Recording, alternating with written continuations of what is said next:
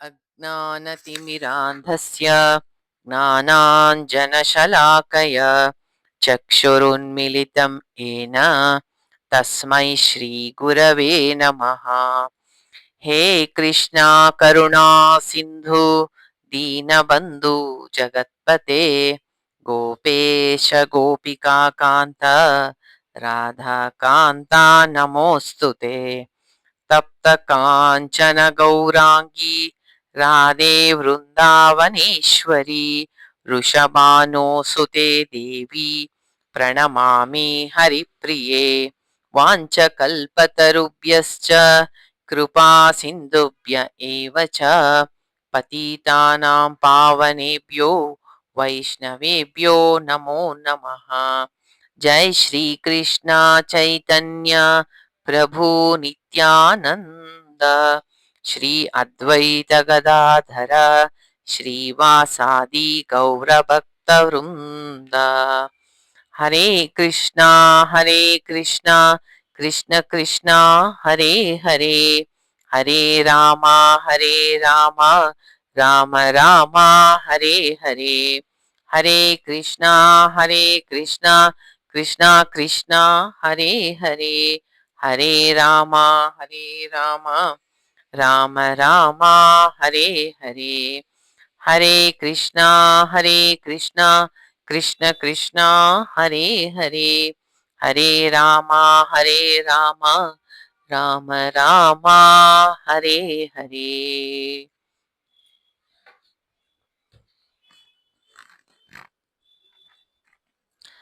ದೇವಬಂದಾನಮ್ಮ ಸ್ವಾಮಿ ಬಂದಾನೋ ದೇವಬಂದಾನಮ್ಮ ಸ್ವಾಮಿ ಬಂದಾನೋ ದೇವರ ದೇವ ಶಿಖಾಮಣಿ ಬಂದಾನೋ ದೇವರ ದೇವ ಶಿಖಾಮಣಿ ಬಂದಾನೋ ದೇವ ಬಂದಾನಮ್ಮ ಸ್ವಾಮಿ ಬಂದಾನೋ ದೇವರ ದೇವ ಶಿಖಾಮಣಿ ಬಂದನು ಉರಗ ಶಯನ ಬಂದ ಗರುಡ ಗಮನ ಬಂದ ಉರಗ ಶಯನ ಬಂದ ಗರುಡ ಗಮನ ಬಂದ ನರಗೊಲಿದವ ಬಂದ ನಾರಾಯಣ ಬಂದನು ನರಗೊಲಿದವ ಬಂದ ನಾರಾಯಣ ಬಂದನು ದೇವ ಬಂದಾನಮ್ಮ ಸ್ವಾಮಿ ಬಂದಾನು ದೇವರ ದೇವ ಶಿಖಾಮಣಿ ಬಂದನು ಮಂದರೋತ್ತರ ಬಂದ ಮಾಮನೋಹರ ಬಂದ ಮಂದರೋತ್ತರ ಬಂದ ಮಾಮನೋಹರ ಬಂದ ಬೃಂದಾವನಾಪತಿ ಗೋವಿಂದ ಬಂದನು ಬೃಂದಾವನಾಪತಿ ಗೋವಿಂದ ಬಂದನು ದೇವ ಬಂದಾನಮ್ಮ ಸ್ವಾಮಿ ಬಂದಾನು ದೇವರ ದೇವ ಶಿಖಾಮಣಿ ಬಂದನು ನಕ್ರಹರನು ಬಂದ ಚಕ್ರಧರನು ಬಂದ ನಕ್ರಹರನು ಬಂದ ಚಕ್ರಧರನು ಬಂದ ಅಕ್ರೂರ ಗೋಲಿದ ತ್ರಿವಿಕ್ರಮ ಬಂದನು ಅಕ್ರೂರ ಗೋಲಿದ ತ್ರಿವಿಕ್ರಮ ಬಂದನು ದೇವ ಬಂದಾನಮ್ಮ ಸ್ವಾಮಿ ಬಂದಾನು ದೇವರ ದೇವ ಶಿಖಾಮಣಿ ಬಂದನು ಪಕ್ಷಿ ವಾಹನ ಬಂದ ಲಕ್ಷ್ಮಣಾಗ್ರಜ ಬಂದ ಪಕ್ಷಿ ವಾಹನ ಬಂದ ಲಕ್ಷ್ಮಣಾಗ್ರಜ ಬಂದ ಅಕ್ಷಯ ಫಲದ ಶ್ರೀ ಲಕ್ಷ್ಮೀ ರಮಣ ಬಂದ ಅಕ್ಷಯ ಫಲದ ಶ್ರೀ ಲಕ್ಷ್ಮೀ ರಮಣ ಬಂದ ದೇವ ಬಂದಾನಮ್ಮ ಸ್ವಾಮಿ ಬಂದಾನು ದೇವರ ದೇವ ಶಿಖಾಮಣಿ ಬಂದನು ನಿಗಮ ಗೋಚರ ಬಂದ ನಿತ್ಯ ತೃಪ್ತನು ಬಂದ ನಿಗಮ ಗೋಚರ ಬಂದ ನಿತ್ಯ ತೃಪ್ತನು ಬಂದ, ನಗೆ ಮುಖ ಪುರಂದರ ವಿಠಲ ಬಂದನು, ನಗೆ ಮುಖ ಪುರಂದರ ವಿಠಲ ಬಂದನು. ದೇವ ಬಂದ ನಮ್ಮ ಸ್ವಾಮಿ ಬಂದಾನು, ದೇವರ ದೇವ ಶಿಖಾಮಣಿ ಬಂದನು, ದೇವ ಬಂದ ನಮ್ಮ ಸ್ವಾಮಿ ಬಂದಾನು, ದೇವರ ದೇವ ಶಿಖಾಮಣಿ ಬಂದನು.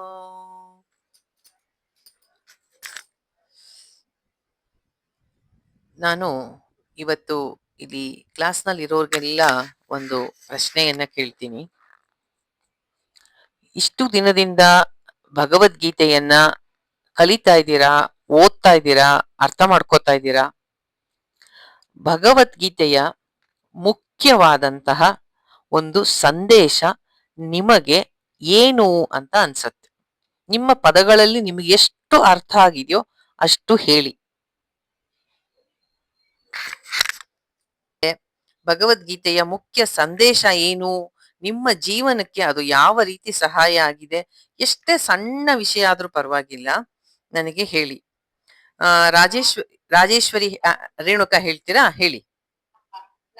ಅವ್ರನ್ನ ನೋಡಿ ಅವರಿಂದ ನಾವೇನಾದ್ರು ಕಲಿಬೇಕು ಅಂತ ಮನ್ಸಲ್ಲಿ ಅನ್ಕೋಬೇಕು ಅಂತ ಅನ್ಕೊಂತೀನಿ. ಯಾಕೆಂದ್ರೆ ಕೆಲವರು ತುಂಬಾ ಎತ್ತರಕ್ಕೆ ಬೆಳೆದಿರ್ತಾರೆ, ನಾವಿನ್ನು ಕೆಳಗಿದೀವೇನೋ ಅಂತ ಭಾವನೆ ಇರುತ್ತೆ. ಅವ್ರು ನೋಡಿ ನಾವು ಅವ್ರು ನಮ್ಮನ್ ತುಳಿದ್ ಹೋಗ್ತಿದಾರೇನೋ ಅನ್ನೋ ಭಾವನೆ ನಮಗ್ ಬರ್ಬಾರ್ದು. ಅವ್ರ ತರನು ನಾವು ಮೇಲಕ್ ಹೋಗ್ಬೇಕು, ಬೇರೆಯವ್ರ ನೋಡಿ ಹೊಟ್ಟೆ ಕಿಚ್ಚು ಪಡ್ಬಾರ್ದು ಅಂತ ನನ್ಗೆ ಇದ್ರಿಂದ ಅರ್ಥ ಆಗ್ತಾ ಇದೆ. ಮತ್ತೆ ಅದೇ ರೀತಿ ಅನ್ಕೊಂತಾನು ಇದ್ದೀನಿ ನಾನು. ಅಂದ್ರೆ ಈಗ ಯಾವ ವಿಷಯಕ್ಕೆ ನೀವ್ ಅನ್ಕೊಳ್ಳೋದು ಆತರ? ಯಾವ ವಿಷಯಕ್ಕೆ ಅನ್ಕೋತೀರಾ? ಅಂದ್ರೆ ನಾನ್ ಹೇಳೋದು ಲೌಕಿಕವಾಗಿ ಒಂಥರ ಕೆಲ್ಸ, ಹಣ, ದುಡ್ಡು, ಮನೆ, ಕಾರು ಅಂತ ವಿಷಯಕ್ಕೆ ಅಲ್ಲ. ಅದಾಗ ನೀವ್ ಅನ್ಕೊಂಡಿದ್ ಸರಿ ಇದೆ. ಇನ್ನೊಬ್ರು ನೋಡಿ ನಾವು ಕಂಪೇರ್ ಮಾಡ್ಕೋಬಾರ್ದು, ಅವ್ರನ್ನ ನೋಡಿ ಇದ್ ಮಾಡ್ಬಾರ್ದು. ಆದರೆ ಜ್ಞಾನಿಗಳನ್ನ, ಮಹಾತ್ಮರನ್ನ, ಗುರುಗಳನ್ನ ನೋಡಿದಾಗ ನಾನ್ ಯಾವಾಗ ಇವ್ರ ಹಾಗೆ ಆಗದು, ಇವ್ರಂತ ಭಕ್ತಿ ಜ್ಞಾನ ನನಗೆ ಯಾವಾಗ ಬರುತ್ತೆ ಅಂತ ತಿಳ್ಕೊಳ್ಳೋದ್ರಲ್ಲಿ ತಪ್ಪಿಲ್ಲಮ್ಮ ರೇಣುಕಾ. ಅವಾಗ ನಮಗ ಅದು ಇನ್ಸ್ಪಿರೇಷನ್ ಆಗ್ಬೇಕದು.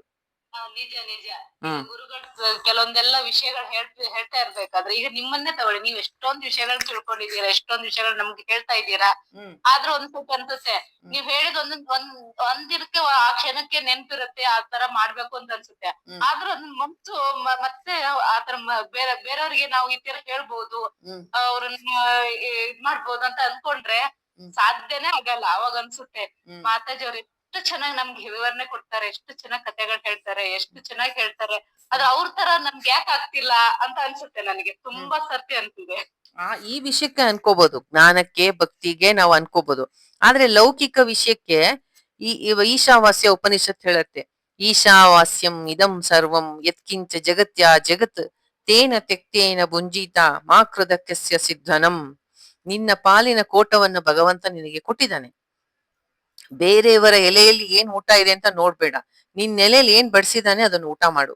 ನಿನ್ನ ಪಾಲಿನದನ್ನು ನಿನ್ ಕೊಟ್ಟಿದ್ದಾನೆ, ಬೇರೆಯವ್ರದ್ದು ಜೊತೆ ನೀನು ಇದ್ ಮಾಡ್ಕೋಬೇಡ. ಅದು ಲೌಕಿಕ ವಿಷಯಗಳಿಗೆ. ಅವ್ರ ಮಕ್ಳು ಅಷ್ಟು ಓದಿದ್ರು, ಅವ್ರ ಮಕ್ಳು ಅಷ್ಟ್ ಚೆನ್ನಾಗಿದ್ದಾರೆ, ಇವ್ರಿಗೆ ಮದ್ವೆ ಆಯ್ತು, ಇವ್ರಿಗೆ ಮಕ್ಳು ಆಯ್ತು, ಆ ವಿಷಯಕ್ಕೆ ಕಂಪೇರ್ ಮಾಡ್ಕೋಬಾರ್ದು. ಆದ್ರೆ ಜ್ಞಾನಕ್ಕೆ, ಭಕ್ತಿಗೆ ಸದಾ ತುಡಿತಾ ಇರ್ಬೇಕು, ಸದಾ ತುಡಿತಾ ಇರ್ಬೇಕು. ನಾನ್ ಕಲಿಬೇಕು, ನಾನ್ ಮುಂದ್ವರ್ಬೇಕು, ನಾನ್ ಅರ್ಥ ಮಾಡ್ಕೋಬೇಕು.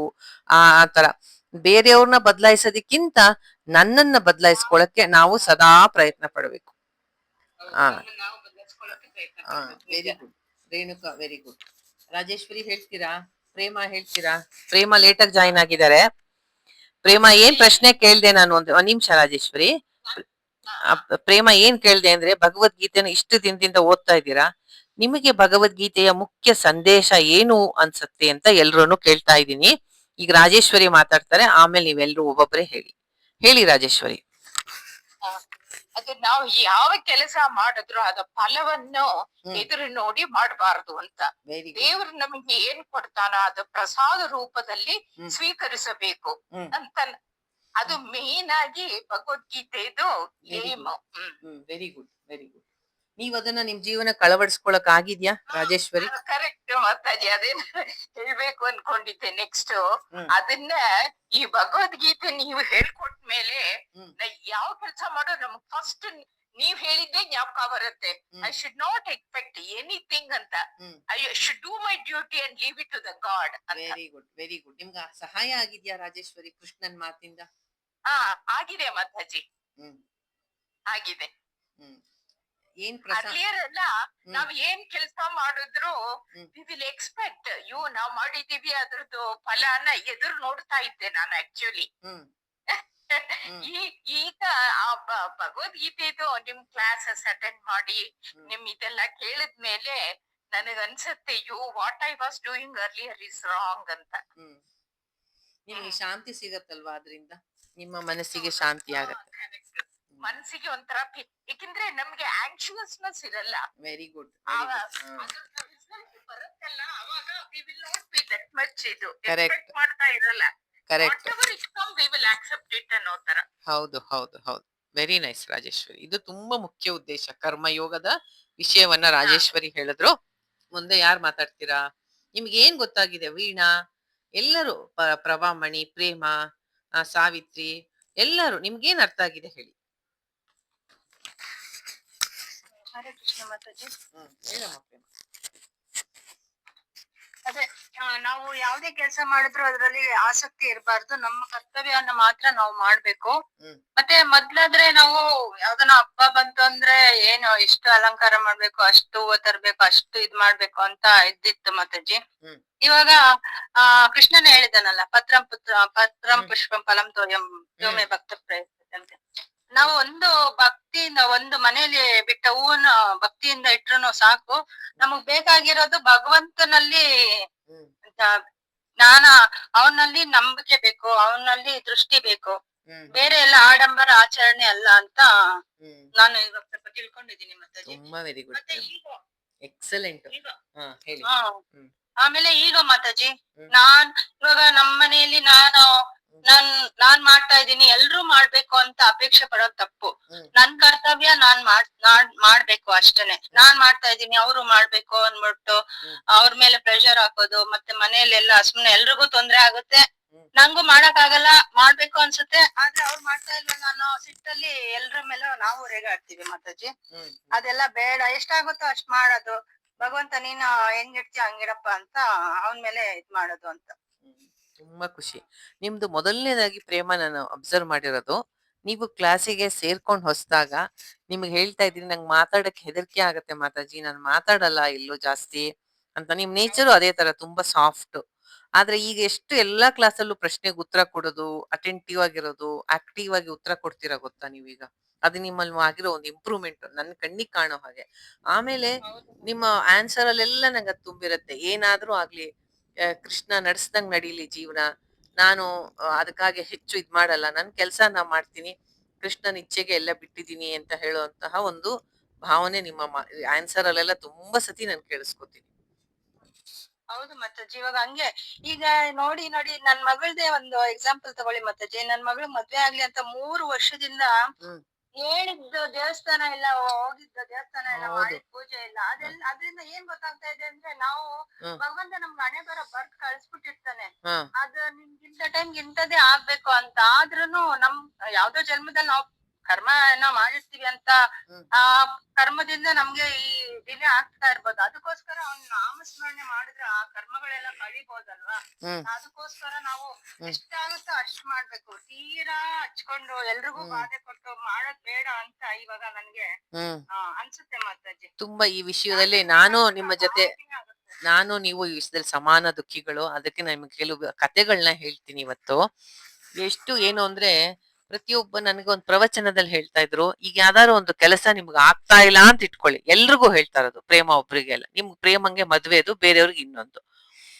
ಏನೋ ಕೆಲಸ ಆಗ್ತಾ ಇಲ್ಲ ಅಂತ ಅನ್ಕೊಳ್ಳಿ, ಅದಕ್ಕಾಗಿ ನೀವು ಇವರು ಹೇಳ್ದಂಗೆ ಮಾಡದೇ ಇರೋ ಪ್ರಯತ್ನ ಇಲ್ಲ, ಹೋಗಿರೋ ದೇವಸ್ಥಾನ ಇಲ್ಲ, ಮಾಡಿರೋ ಪ್ರಾರ್ಥನೆ ಅಂತೂ ಬೇಕಾದಷ್ಟು, ಇಷ್ಟ ಆದರೂ ಕೆಲಸ ಆಗ್ತಾ ಇಲ್ಲ ನಮ್ದು ಅಂತ ಅಂದಾಗ ಕೆಲವು ಉದಾಹರಣೆಗಳನ್ನ ಹೇಳ್ತಾರೆ.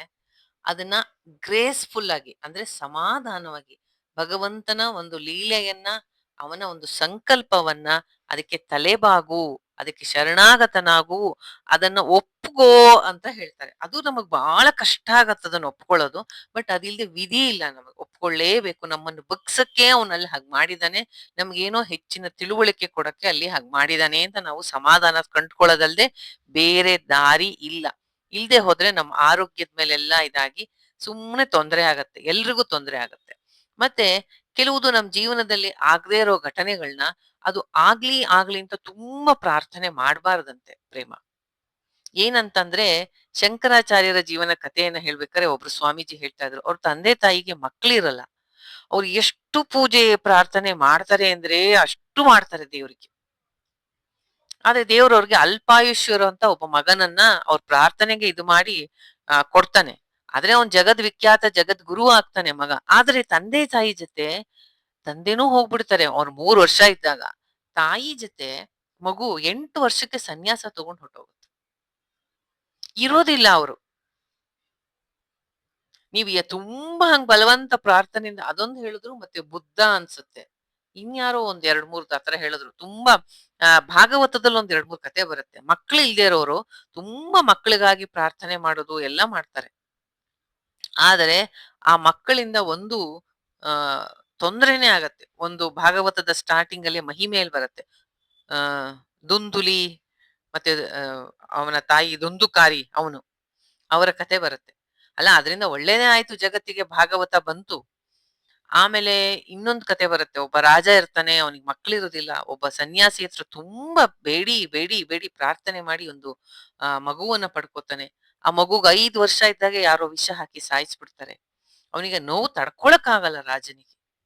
ಅದಕ್ಕೆ ನಮ್ಮ ಪ್ರಾರಬ್ಧದಲ್ಲಿ ಇದ್ದಂಗ ಆಗತ್ತೆ ಅಂತ ತಿಳ್ಕೊಂಡು ಸಮಾಧಾನ ತಗೊಳದ್ ಬಿಟ್ಟು ನಮಗೆ ಇನ್ಯಾವ ದಾರಿನೂ ಇಲ್ಲ. ಎಲ್ರಿಗೂ ಹೇಳ್ತಾ ಇರೋದು ನಾನು. ಇದನ್ನೆಲ್ಲ ಕಲ್ತ್ಕೋಬೇಕು ಅಂದ್ರೆ ಸತ್ಸಂಗ, ಜ್ಞಾನ ತುಂಬಾ ಅವಶ್ಯಕತೆ ಇದೆ.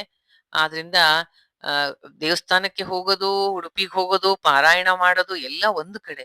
ಆದ್ರೆ ಜ್ಞಾನಕ್ಕೆ ಮಹತ್ವ ಕೊಡಿ. ನಂಗೆ ತುಂಬಾ ಸಂತೋಷ ಆಗತ್ತೆ ನೀವ್ ಅದಕ್ಕೆ ಗಮನ ಕೊಟ್ರೆ. ಇದಕ್ ಹೋಗೋದಕ್ಕೆಲ್ಲ ಬರ್ತಾ ಇದ್ದೀರಾ, ಕೋಆಪರೇಟ್ ಮಾಡ್ತಾ ಇದ್ದೀರಾ, ಸಂತೋಷ.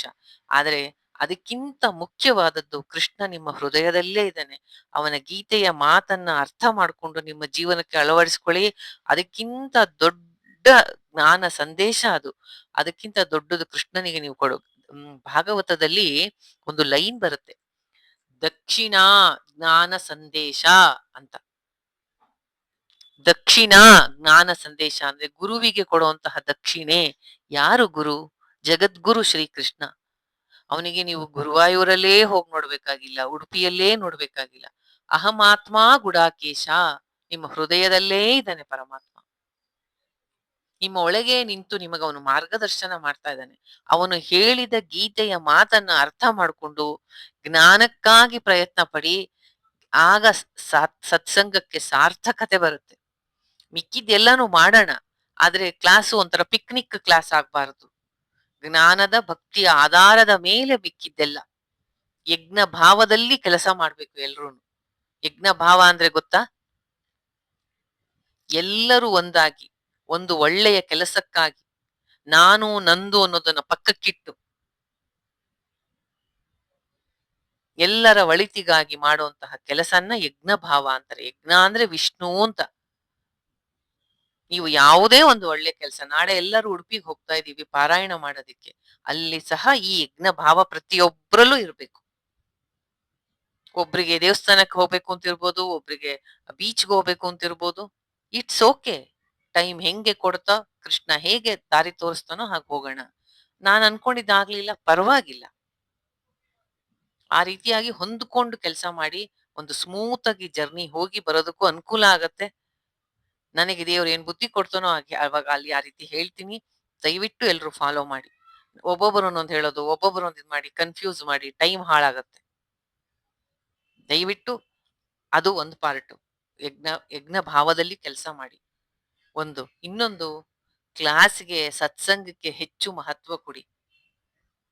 ಎಷ್ಟು ಎಷ್ಟು ಕಡೆ ಹೋಗ್ ಬಂದ್ರು ಅಷ್ಟೇ, ಎಷ್ಟು ಇದು ಮಾಡಿದ್ರು ಅಷ್ಟೇ, ಮನಸ್ಸಿನಲ್ಲೇ ಇದ್ದಾನೆ ಪರಮಾತ್ಮ. ಭಗವದ್ಗೀತೆಗೆ ಹೆಚ್ಚು, ಭಾಗವತಕ್ಕೆ ಹೆಚ್ಚು ಮಹತ್ವ ಕೊಡಿ. ಕ್ಲಾಸಿನ ಕಡೆ ಗಮನ ಜಾಸ್ತಿ ಇರ್ಲಿ. ಸಮಯ ಸಿಕ್ಕಾಗ ಭಗವಂತನ ಆಜ್ಞೆ ಆದಾಗ ಹೋಗೋಣ ಅಷ್ಟೇ. ಈಗ ಭಗವದ್ಗೀತೆ ಜ್ಞಾನ ಯಜ್ಞ ಅದು. ಕೃಷ್ಣ ಜ್ಞಾನ ಯಜ್ಞದಲ್ಲೇ ಅಧಿಷ್ಠಾನನಾಗಿದ್ದಾನೆ.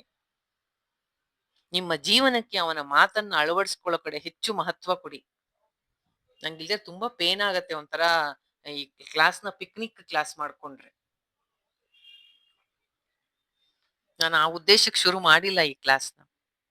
ಜ್ಞಾನಕ್ಕಾಗಿ ಮಾಡಿದ್ದು, ಭಕ್ತಿಗಾಗಿ ಮಾಡಿದ್ದು.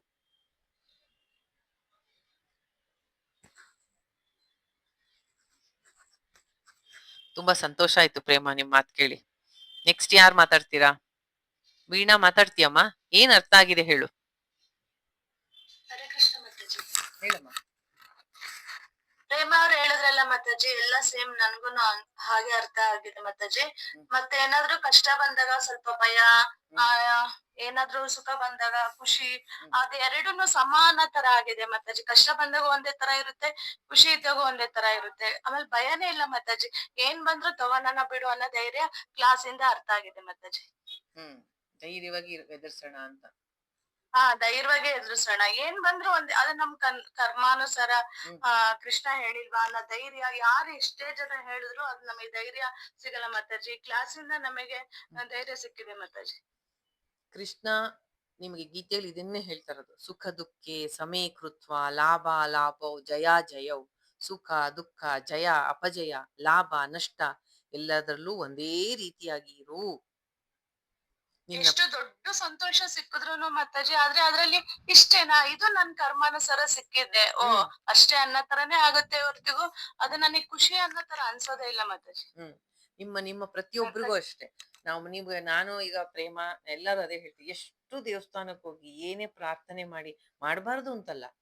ಮತ್ ಯಾಕೆ ಮಾಡ್ಬೇಕು ದೇವಸ್ಥಾನಕ್ಕೆ ಹೋಗಿ ಪ್ರಾರ್ಥನೆ? ನಾವ್ ಅನ್ಕೊಂಡಿದ್ದಾಗ್ಲಿಲ್ಲ ಅಂದ್ರೆ ಆ ಸಮಯದಲ್ಲಿ ಈಗ ವೀಣಾ ಹೇಳಿದ್ರಲ್ಲ, ಅದಕ್ಕೂ ಪ್ರೇಮನ್ ಮಾತಕ್ಕೂ ಲಿಂಕ್ ಇದೆ. ಯಾಕೆ ಅಂದ್ರೆ ಆ ಸಮಯದಲ್ಲಿ ನಮ್ಮ ಮನಸ್ಸಿಗೆ ಆಗ್ತಕ್ಕಂತಹ ಗಾಬರಿ, ಭಯ, ದುಃಖ ಎಲ್ಲವನ್ನ ಭಗವತ್ ನಾಮ, ಅವನ ಸೇವೆ, ಅವನ ದರ್ಶನದಿಂದ ಅವನ ಒಂದು ನನಗೆ ಕೃಷ್ಣ ನನ್ನ ಜೊತೆ ಇದ್ದಾನೆ ಬಿಡು, ಪ್ರಾರಬ್ಧದಲ್ಲಿ ಬಂದದ್ದೆಲ್ಲ ಬರಲಿ, ಗೋವಿಂದ ನಿನ್ನ ದಯೆ ಹೊಂದಿರಲಿ ಅನ್ನೋಂತಹ ಒಂದು ಧೈರ್ಯ ಬರುತ್ತೆ. DVG ಮಂಕುತಿಮ್ಮನ ಕಗ್ಗದಲ್ಲಿ ಹೇಳ್ತಾರೆ, ಸಹನೆ ವಜ್ರದ ಕವಚ ಮಂಕುತಿಮ್ಮ ಅಂತ. ಸಹನೆ ಬರುತ್ತೆ, ಶಾಂತಿ ಸಿಗತ್ತೆ, ಕೃಷ್ಣ ನನ್ನ ಜೊತೆ ಇದ್ದಾನೆ, ಈ ಕಷ್ಟ ಪರಿಸ್ಥಿತಿಯನ್ನು ಎದುರಿಸೋ ಶಕ್ತಿಯನ್ನ ಅವನು ಕೊಡ್ತಾನೆ. ಅವನು ನಾರಾಯಣನಾಗಿ, ರಾಮನಾಗಿ, ನರಸಿಂಹನಾಗಿ ನಾನಾ ಅವತಾರಗಳನ್ನ ತಾಳಿರುವಂತಹ ಭಗವಂತ ಇಡೀ ಜಗತ್ತನ್ನ ತನ್ನ ಲೀಲೆಯಿಂದ ನಡೆಸ್ತಾ ಇದ್ದಾನೆ. ನನ್ನಂತಹ ಒಂದು ಸಣ್ಣ ಹುಳು ಕಣದಂತಹ ಜೀವಿಯನ್ನ ಅವನು ರಕ್ಷಣೆ ಮಾಡಲ್ವಾ? ಏನು ಬರುತ್ತೋ ಬರ್ಲಿ, ಪರಮಾತ್ಮ ಅದನ್ನ ಎದುರಿಸುವಂತ ಶಕ್ತಿಯನ್ನ ಕೊಡು ಅಂತ ಕೇಳ್ಕೋಬೇಕು. ವಿವೇಕಾನಂದ ಹೇಳಮ್ಮ. ತುಂಬಾ ಎಲ್ಲದನ್ನು ಮಾಡಿ ಎಲ್ಲ ನಾನೇ ಮಾಡ್ದೆ ಅಂತ ತುಂಬಾ ಅನ್ಕೊಂತಾ ಇದ್ದೆ ಮಾತಾಜಿ. ಹೌದು, ಏನು ಮಾಡಿಲ್ಲ ಅನ್ನೋದು ನನ್ ಕರ್ಮಾನುಸಾರ ಇತ್ತು, ಅದು ಮಾಡಿದೀನಿ. ಅವ್ರಿಗೆ ನನ್ ಮುಖಾಂತರ ಅವ್ರಿಗೆ ತಲುಪಿದೆ ಅನ್ಕೊಂಡು ಈಗ ಸಮಾಧಾನ ಸಿಕ್ಕಿದೆ ಮಾತಾಜಿ. ಅದ್ಯಾವ್ದು ಅಯ್ಯೋ ಅದೆಲ್ಲ ಅನ್ಕೊಂಬಾರ್ದಂತ ತುಂಬಾ ಸಮಾಧಾನ ಇದೆ ಮಾತಾಜಿ ನನ್ಗೆ. ಹರೇ ಕೃಷ್ಣ ಮಹಾಮಂತ್ರದಲ್ಲಂತೂ ಇನ್ನೂ ತುಂಬಾ ಕೃಷ್ಣ ಇದಾನೆ ನನ್ ಜೊತೆ. ಭಯ ಅನ್ನೋದೇ ಇಲ್ಲ ಮಾತಾಜಿ ನನ್ಗೆ. ಆತರ ಆಗಿದೆ. ಕ್ಲಾಸಿಂದ ತುಂಬಾ ಅನುಕೂಲ ಆಗಿದೆ. ಸರಿ. ವಿವೇಕಾನಂದನ ಜೀವನವನ್ನು ಹೇಳ್ತೀನಿ. ಮೊನ್ನೆ ಒಂದು ಓದ್ತಾ ಇದ್ದೆ ಅವ್ರ ಬಗ್ಗೆ ಆರ್ಟಿಕಲ್. ಅವ್ರಿಗೆ ಬಹಳ ಕಾಯಿಲೆ ಇತ್ತು, ದೇಹಕ್ಕೆ ಸಮಸ್ಯೆಗಳಿತ್ತು, ಡಯಾಬಿಟಿಸ್, ಅಸ್ತಮಾ, ಒಂದು ಕಣ್ಣು ಸರಿಯಾಗಿ ಕಾಣ್ತಾ ಇರ್ಲಿಲ್ಲ ಅವ್ರಿಗೆ. ಅವ್ರು ಬದುಕಿದ್ದು 39 ವರ್ಷ. ಟಯರ್ಡ್ಲೆಸ್ ಆಗಿ, ರೆಸ್ಟ್ಲೆಸ್ ಆಗಿ ರಾಮಕೃಷ್ಣ ಆಶ್ರಮದ ಕೆಲಸವನ್ನ ಮಾಡಿ ರಾಮಕೃಷ್ಣ ಮಿಷನ್ ಅಂತ ಇಡೀ ವರ್ಲ್ಡ್ ವೈಡ್ ಸ್ಥಾಪನೆ ಮಾಡಿದ್ರು. ದಿನಕ್ಕೆ 12-13 ಪ್ರವಚನ ಮಾಡಿ ಸುಸ್ತಾಗಿ ಹೋಗ್ತಿದ್ರಂತೆ. ಅವರ ಕೊನೆ ದಿನಗಳಲ್ಲಿ ಒಂದು ದಿನ ಹಿಮಾಲಯದ ಅವರ ಒಂದು ಆಶ್ರಮ ಇದೆ, ಅಲ್ಲಿ ಕೂತಾಗ ನೋವು ಅಸಾಧ್ಯ, ಅಸ್ತಮಾದು ಮತ್ತೆ ಡಯಾಬಿಟಿಸ್ ಇಂದ ತಡ್ಕೊಳಕ್ಕಾಗದರಷ್ಟು ಒಳಗೆ ನೋವು. ಗೊತ್ತು ನಾನು ದೇಹ ಅಲ್ಲ, ನಾನು ಆತ್ಮ ಅಂತ. ಆದ್ರೆ ದೇಹಕ್ಕಾಗ್ತಾರೋ ಬಾಧೆ ಗೊತ್ತಾಗತ್ತಲ್ಲ, ಜ್ಞಾನಿ ಆದ್ರೂ ಗೊತ್ತಾಗತ್ತೆ, ನೋವು ಗೊತ್ತಾಗತ್ತಲ್ಲ ಅವ್ರಿಗೆ. ಎಷ್ಟು ನೋವಾಗ್ತಿತ್ತಂತೆ ಅವ್ರಿಗೆ ವಿವೇಕಾನಂದಂಗೆ ಅಂದ್ರೆ, ನೋವು ತಡಿಯಕ್ಕಾಗ್ದೆ ಜೋರಾಗಿ ಕಿರ್ಚಿ ಕಿರ್ಚಿ ಹತ್ರಂತೆ, ನೋವು ತಡ್ಕೊಳಕ್ಕಾಗ್ದೆ. ಯಾಕೆಂದ್ರೆ ಅವರೆಲ್ಲ 18th ಸೆಂಚುರಿಲಿ ಇದ್ದಿದ್ದು. ಈಗಿನಷ್ಟು ಔಷಧಿಗಳಿರ್ಲಿಲ್ಲ, ನೋವನ್ನ ನಿವಾರಣೆ ಮಾಡುವಷ್ಟು. ಪಾಪ ಆ ನೋವನ್ನ ತಡ್ಕೊಳಕ್ಕಾಗದೆ ಕಿರ್ಚಿದ್ರಂತೆ, ಅತ್ರಂತೆ. ಆಗ ಒಬ್ರೇ ಕುತ್ಕೊಂಡು ಅಳ್ತಾ ಇದ್ರಂತೆ. ಕಾಳಿ ಪ್ರತ್ಯಕ್ಷ ಆದ್ಲಂತೆ. ಮಗು, ಯಾಕೆ ಅಳ್ತೀಯ? ನೋವು ತಡ್ಕೊಳಕ್ ಆಗ್ತಾ ಇಲ್ವಾ? ಈ ಜಗತ್ತು ನನ್ನ ಅನಂತ ಲೀಲೆ. ಪದವನ್ನ ರಿಪೀಟ್ ಮಾಡಿ ಹೇಳ್ತೀನಿ.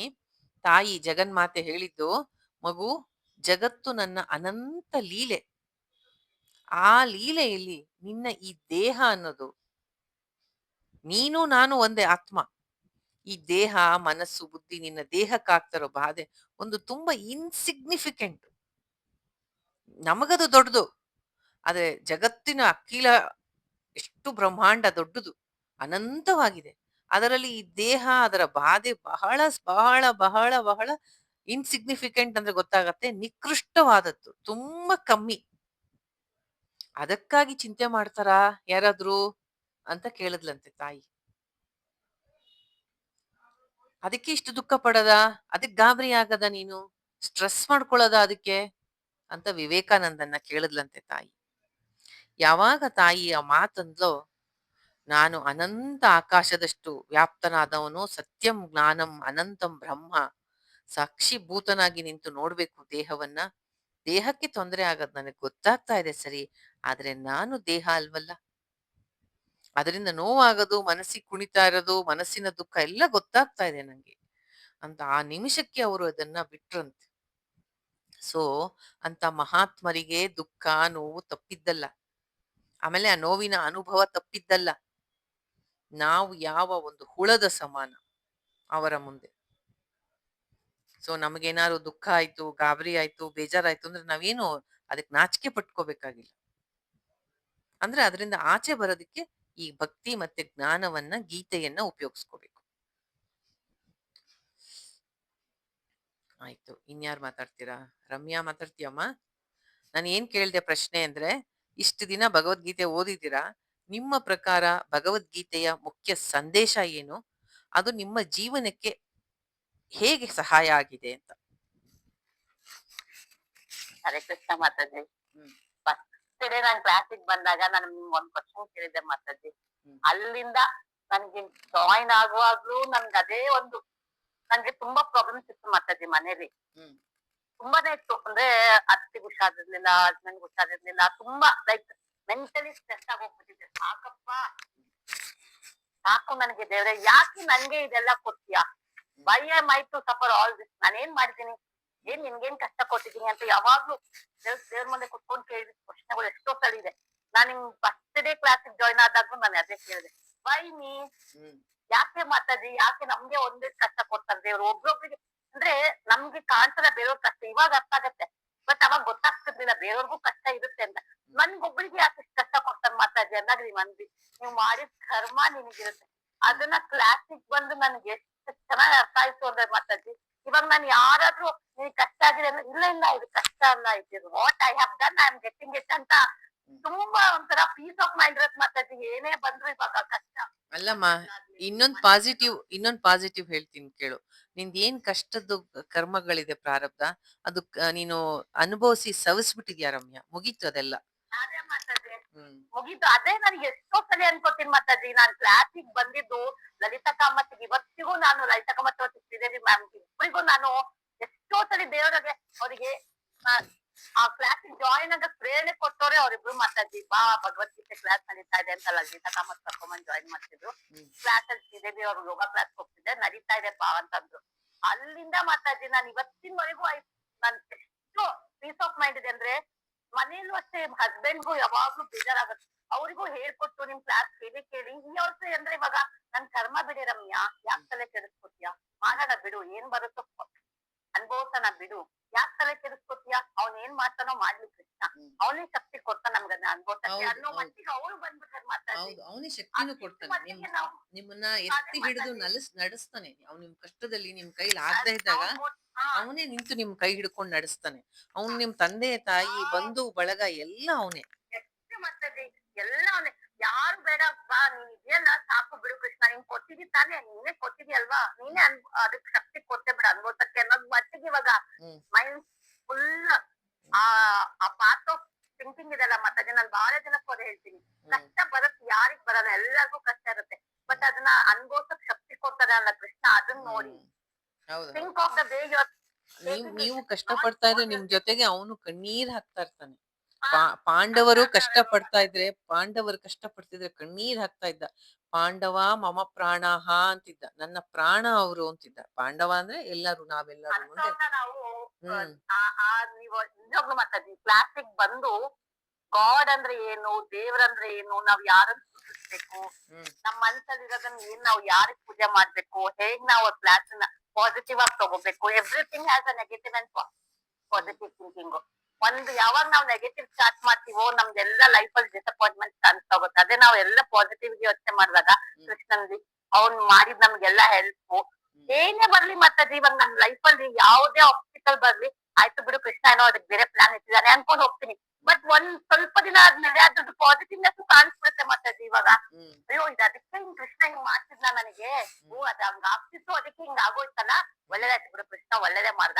ಹ್ಮ್ ಆ ಲೆವೆಲ್ ಆಫ್ ಥಿಂಕಿಂಗ್ ಬಂದ್ಬಿಟ್ಟೆ ಮತ್ತೆ ಮೈಂಡ್ ಸೆಟ್.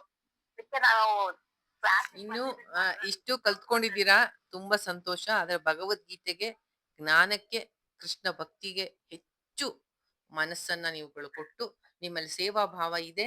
ಬಟ್ ಅದನ್ನ ಕೃಷ್ಣ ಅದನ್ನ ನಿಮ್ಗಿನ್ನು ಶಕ್ತಿ ಕೊಡ್ಲಿ.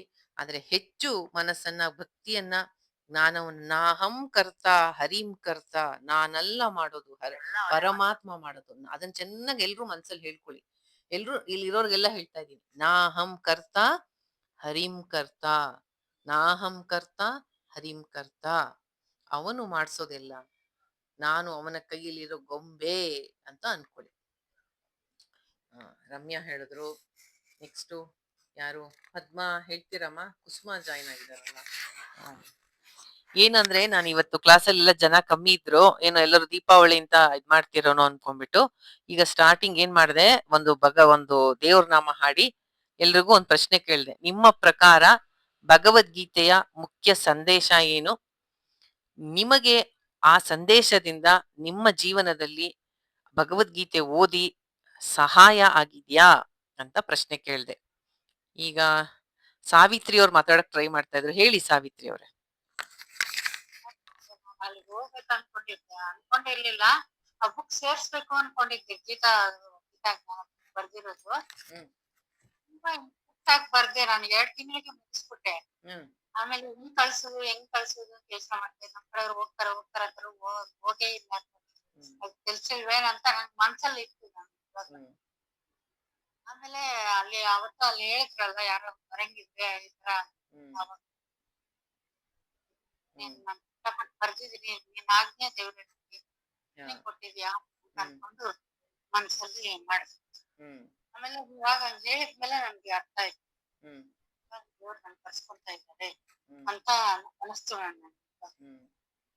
ನೀವ್ ಹಂಗ ಹೇಳಿದ್ಮೇಲೆ ತಪ್ಪಿಲ್ದಿರ ಓದಕ್ ಕಲಿಬೇಕಂತ ಹೇಳಿದ್ಮೇಲೆ ನಾನು ಅವಾಗಿಂದ ಓದ್ತಾನೆ. ಅವಾಗ ನಾನ್ ಬರ್ದಿರೋದು ಓದಿ ಏನಾದ್ರೂ ತಪ್ಪುಗಳಿದ್ಯಾ ಅಂತ ಒಂದು ಕಡೆ 7 ಲೈನ್ ಬಿಟ್ಟಿದ್ದೆ, ಅದನ್ನ ಮೇಲೆ ಬರ್ದ್ಬಿಟ್ಟು ಕ್ಷಮಿಸಿ ಅಂತ ಲೈನ್ ಬರ್ದಿದ್ದೀನಿ. ಓ ವೆರಿ ನೈಸ್. ಏನ್ ಗೊತ್ತಾ, ನೀವೀಗ ಬರೆಯೋದ್ ಕಲ್ತ್ಕೊಂಡ್ರಿ, ಓದೋದ್ ಕಲ್ತ್ಕೊತಾ ಇದ್ದೀರಾ. ಈಗ ಓದ್ತಾ ನಿಮ್ ಮನ್ಸಿಗೆ ಅನ್ಸತ್ತೆ, ಇದ್ರ ಅರ್ಥ ಏನು ಅಂತ. ನ್ಯಾಚುರಲ್, ಪ್ರತಿಯೊಂದು ಜೀವಕ್ಕೂ ಬರುತ್ತದೆ. ಇದ್ರ ಅರ್ಥ ಏನು ಹಿಂಗಂದ್ರೆ? ಮಾತ್ರ ಸ್ಪರ್ಶಾಸ್ತು ಕೌಂತೆಯ ಶೀತೋಷ್ಣ ಸುಖ ದುಃಖದ ಆಗಮ ಪಾಯಿನೋ ಅನಿತ್ಯ ಸ್ತಾಂ ತಿತಿಕ್ಷಸ್ವ ಭಾರತ ಬರುತ್ತಿದು. ಗೀತೆಯ 2ನೇ ಅಧ್ಯಾಯದಲ್ಲಿ ಬರುತ್ತೆ, 14ನೇ ಶ್ಲೋಕ.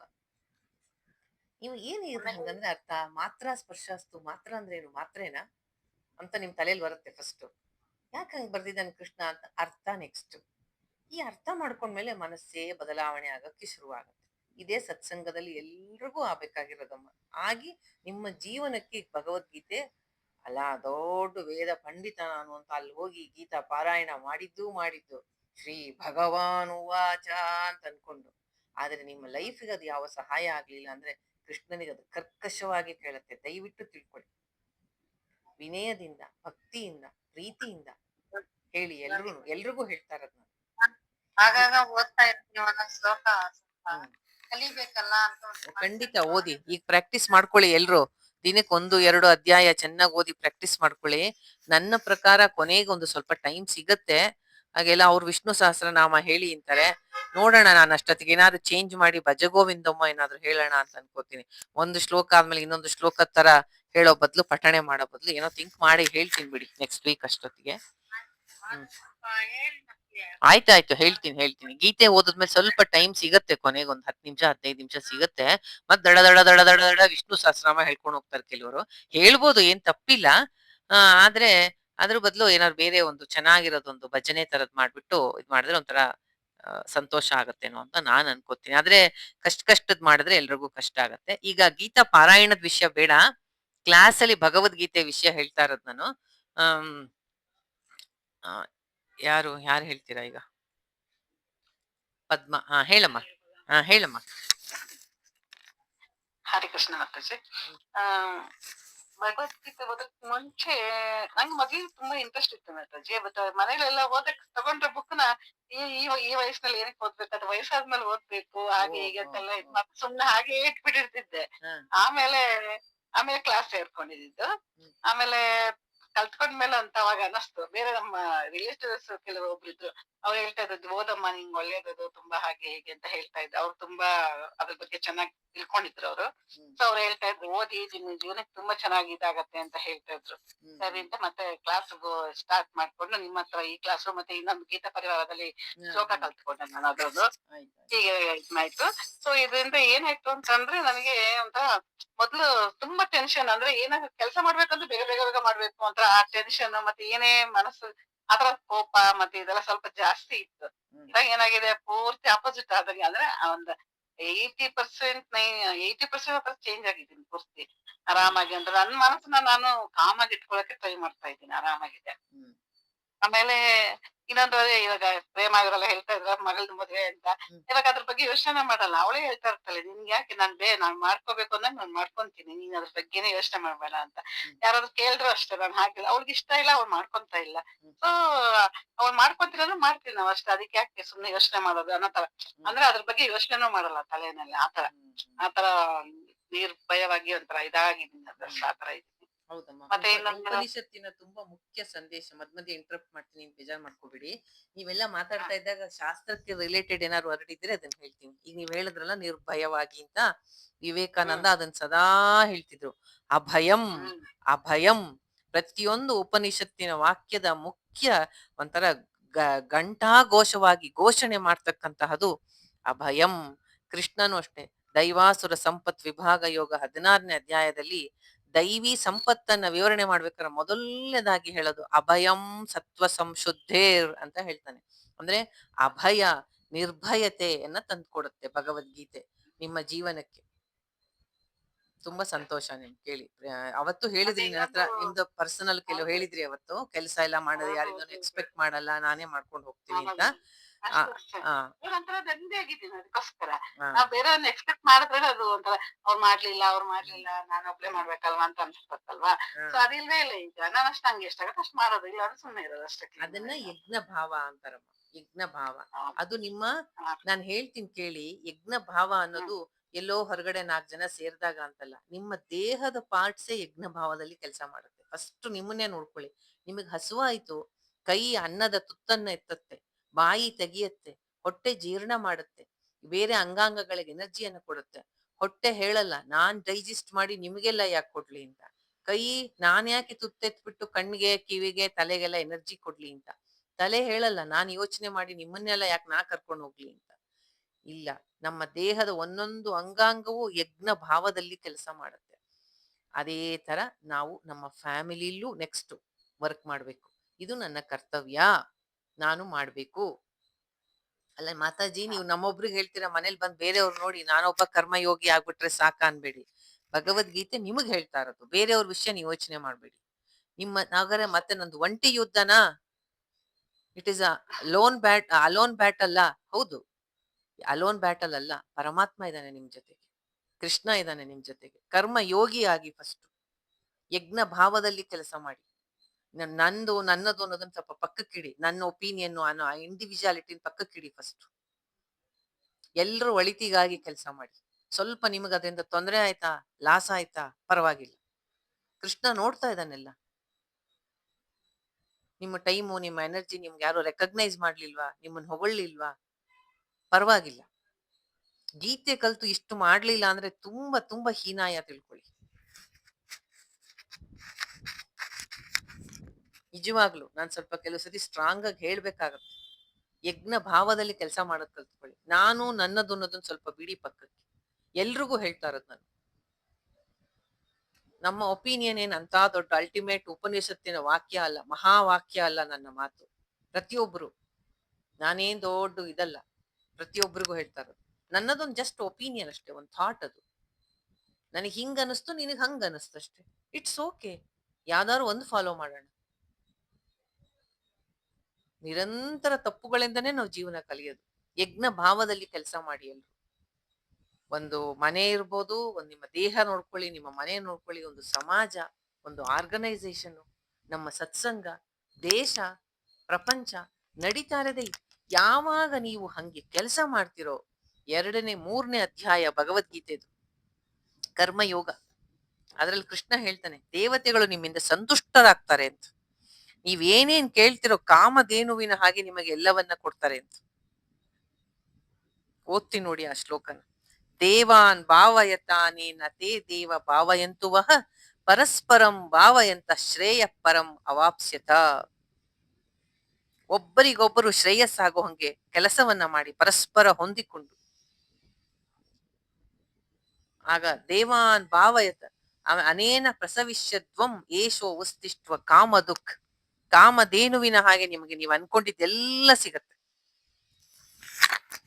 ಕರ್ಮ ಯೋಗವನ್ನ ಸರಿಯಾಗಿ ಪ್ರಾಕ್ಟೀಸ್ ಮಾಡಿ. ನೆಕ್ಸ್ಟ್ ಜ್ಞಾನ ಭಕ್ತಿ, ಯಜ್ಞ ಭಾವದಲ್ಲಿ ಕೆಲಸ. ನಾನು ಏನ್ ಕಾಂಟ್ರಿಬ್ಯೂಟ್ ಮಾಡ್ಲಿ, ಫ್ಯಾಮಿಲಿ ಆಗ್ಬೋದು, ಪ್ರತಿಯೊಂದು ದೇಹದ ಆರ್ಗನ್ ಕೆಲಸ ಮಾಡೋದೇ ಹಂಗೆ. ನಾನೇನ್ ಕಾಂಟ್ರಿಬ್ಯೂಟ್ ಮಾಡ್ಲಿ ಅಂತ. So the noble goal is health of the body. ಫ್ಯಾಮಿಲಿದು ನಾನೇನ್ ಕಾಂಟ್ರಿಬ್ಯೂಟ್ ಮಾಡ್ಲಿ, ಪೀಸ್ ಆಫ್ ದ ಫ್ಯಾಮಿಲಿ, ಒಗ್ಗಟ್ಟು. ದೇಶದಲ್ಲಿ ಹಂಗೆ ಕೆಲಸ ಮಾಡಿದ್ರೆ ದೇಶ ಮುಂದೆ ಬರುತ್ತೆ. ನೀವೇ ನೋಡಿ, ಪಾಲಿಟಿಕ್ಸ್ ಮಾತಾಡೋದೇನು ಇದಲ್ಲ ಇವಾಗ, ಆದ್ರೂ ಸಣ್ಣ ಬೇಗ ಹೇಳಿ ಮುಗಿಸ್ತೀನಿ.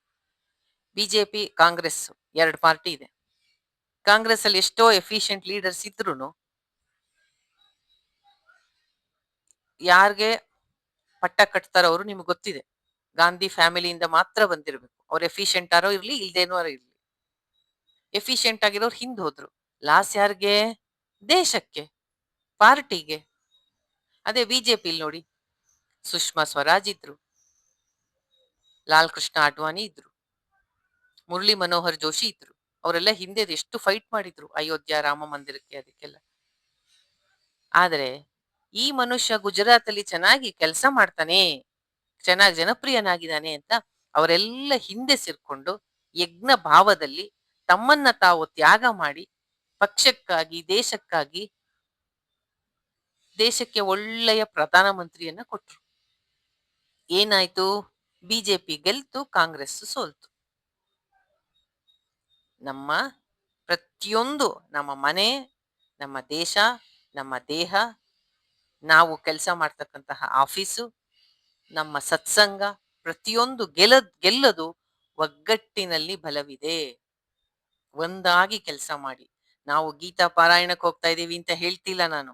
ಪ್ರತಿಯೊಂದು ಫಂಕ್ಷನ್ ಆದಾಗೂ ಅಷ್ಟೇ. ನಾನ್ ಮಾತ್ರ ಮಾಡ್ಬೇಕಾ? ಅಲ್ಲ, ಎಲ್ಲಾರು ನನಗೆ ಕೃಷ್ಣ ಕೊಟ್ಟಂತ ಆಪರ್ಚುನಿಟಿ, ನಾನ್ ಮಾಡ್ತೀನಿ. ನಿಮಗಿಂತ 10ರಷ್ಟು ಮಾಡೋರು ಬೇರೆಯವ್ರು ಇದ್ದಾರೆ. ನಿಮಗೆ ಅದರ ಅವೇರ್ನೆಸ್ ಇಲ್ಲ ಅಷ್ಟೇ. ಯಜ್ಞ ಭಾವದಲ್ಲಿ ಕೆಲಸ ಮಾಡಿ. ಅದು ಮನೆನೇ ಆಗ್ಲಿ.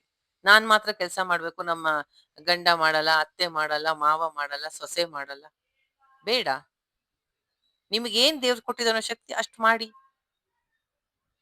ಭಗವದ್ಗೀತೆಯ ಇನ್ನೊಂದು ಮುಖ್ಯ ಸಂದೇಶ ಯಜ್ಞ ಭಾವ. ಯಜ್ಞ ಭಾವದಲ್ಲಿ ಕೆಲಸ ಮಾಡೋದು. ಬೇರೆ ಯಾರಿಗೂ ಅಲ್ಲ ರೀ, ನಿಮಗೆ ಮನಸ್ಸಿಗೆ ಶಾಂತಿ. ಕೃಷ್ಣ ನನ್ನ ಕೈಲಿ ಇಷ್ಟು ಸೇವೆ ಮಾಡಿಸ್ಕೊಂಡೆ, ನನಗೆ ಈ ಆಪರ್ಚುನಿಟಿ ಕೊಟ್ಟೆ. ದಿನ ರಾತ್ರಿ ನಾನು ಮಲ್ಕೋಬೇಕಾದ್ರೆ ಹಂಗೆ ಕೇಳಿ ಮಲ್ಕೊಳ್ಳೋದು. ಯಾವ ಸಂಸ್ಕೃತೂ ಗೊತ್ತಿಲ್ಲ, ಯಾವ ಸ್ಕಾಲರೂ ಅಲ್ಲ ನಾನು. ನನ್ನಂತವಳಿಂದ ನಿನ್ನಂತ ಸೇವೆ ಮಾಡಿಸ್ಕೊತಾ ಇದೆಯಲ್ಲ, ಎಂತ ಕೃಪೆ ತೋರಿಸಿದ್ಯಾ ನಮ್ಮ ಮೇಲೆ.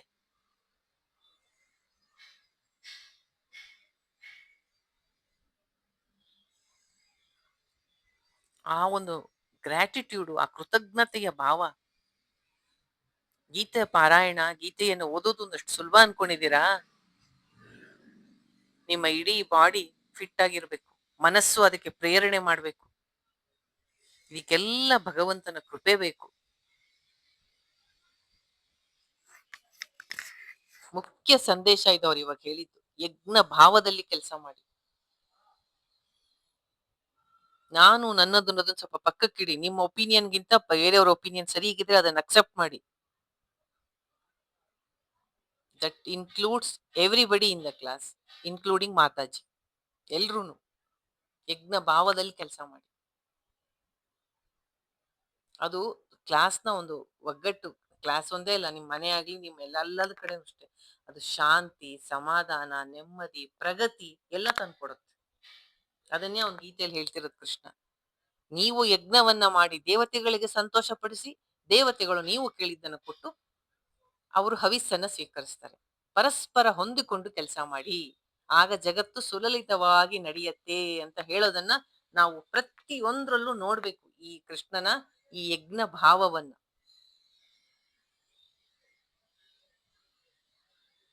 ಪದ್ಮ ಆಯ್ತು. ಕುಸುಮ ಹೇಳ್ತೀಯಮ್ಮ? ಹಾ Mataji, Hare Krishna.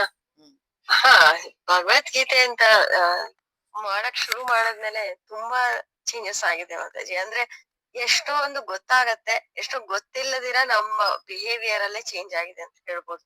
Basic behaviours, basic thinking ಮೊದ್ಲು ಇರೋ ತರ ಎಲ್ಲ ಅವ್ರು ಹೇಳಿದ್ರಲ್ಲ ಹಂಗೆ ಗಡಿಬಿಡಿ ಆಗ್ಲಿ ಅಥವಾ ಟೆನ್ಷನ್, ಸ್ಟ್ರೆಸ್ ಎಲ್ಲಾದ್ರೂ ಎಷ್ಟೋ ಕಮ್ಮಿ ಆಗಿದೆ ಅಂತ ಹೇಳ್ಬೋದು. ಎಲ್ಲದನ್ನು ಸಮಾಧಾನವಾಗಿ ತಗೊಳೋದ್ ಒಂದು ಗೊತ್ತಾಗಿದೆ. ಅದನ್ನ ಬೇಕು ಅಂತ ಮಾಡಿಲ್ಲ ಅಂತ ನನಗನ್ಸುತ್ತೆ. ಯಾಕೆಂದ್ರೆ ಈಗ ಮೊದ್ಲಿಗೂ ಈಗ ನಂಗ್ ನಾನೇ ಕಂಪೇರ್ ಮಾಡ್ಕೊಂಡ್ರೆ ಹೌದು, ನನ್ಗೆ ಇದೆಲ್ಲ ಚೇಂಜಸ್ ಆಗಿದೆ. ಇದೆಲ್ಲ ಇದ್ರಿಂದಾನೇ ಹೌದು, ಸತ್ಸಂಗದಿಂದ ನಾನ್ ಕಲ್ತಿರೋ ವಿದ್ಯೆಯಿಂದ ಅಂತ ಅನ್ಸುತ್ತೆ. ಎರಡನೇದು ಜೀವನನ ನೋಡೋ ರೀತಿನೇ ಬೇರೆ ಆಗಿದೆ ಅಂತ ನನಗನ್ಸುತ್ತೆ. ಮತ್ತೆ ಮೊದ್ಲಿನ ತರ ಇಲ್ಲ.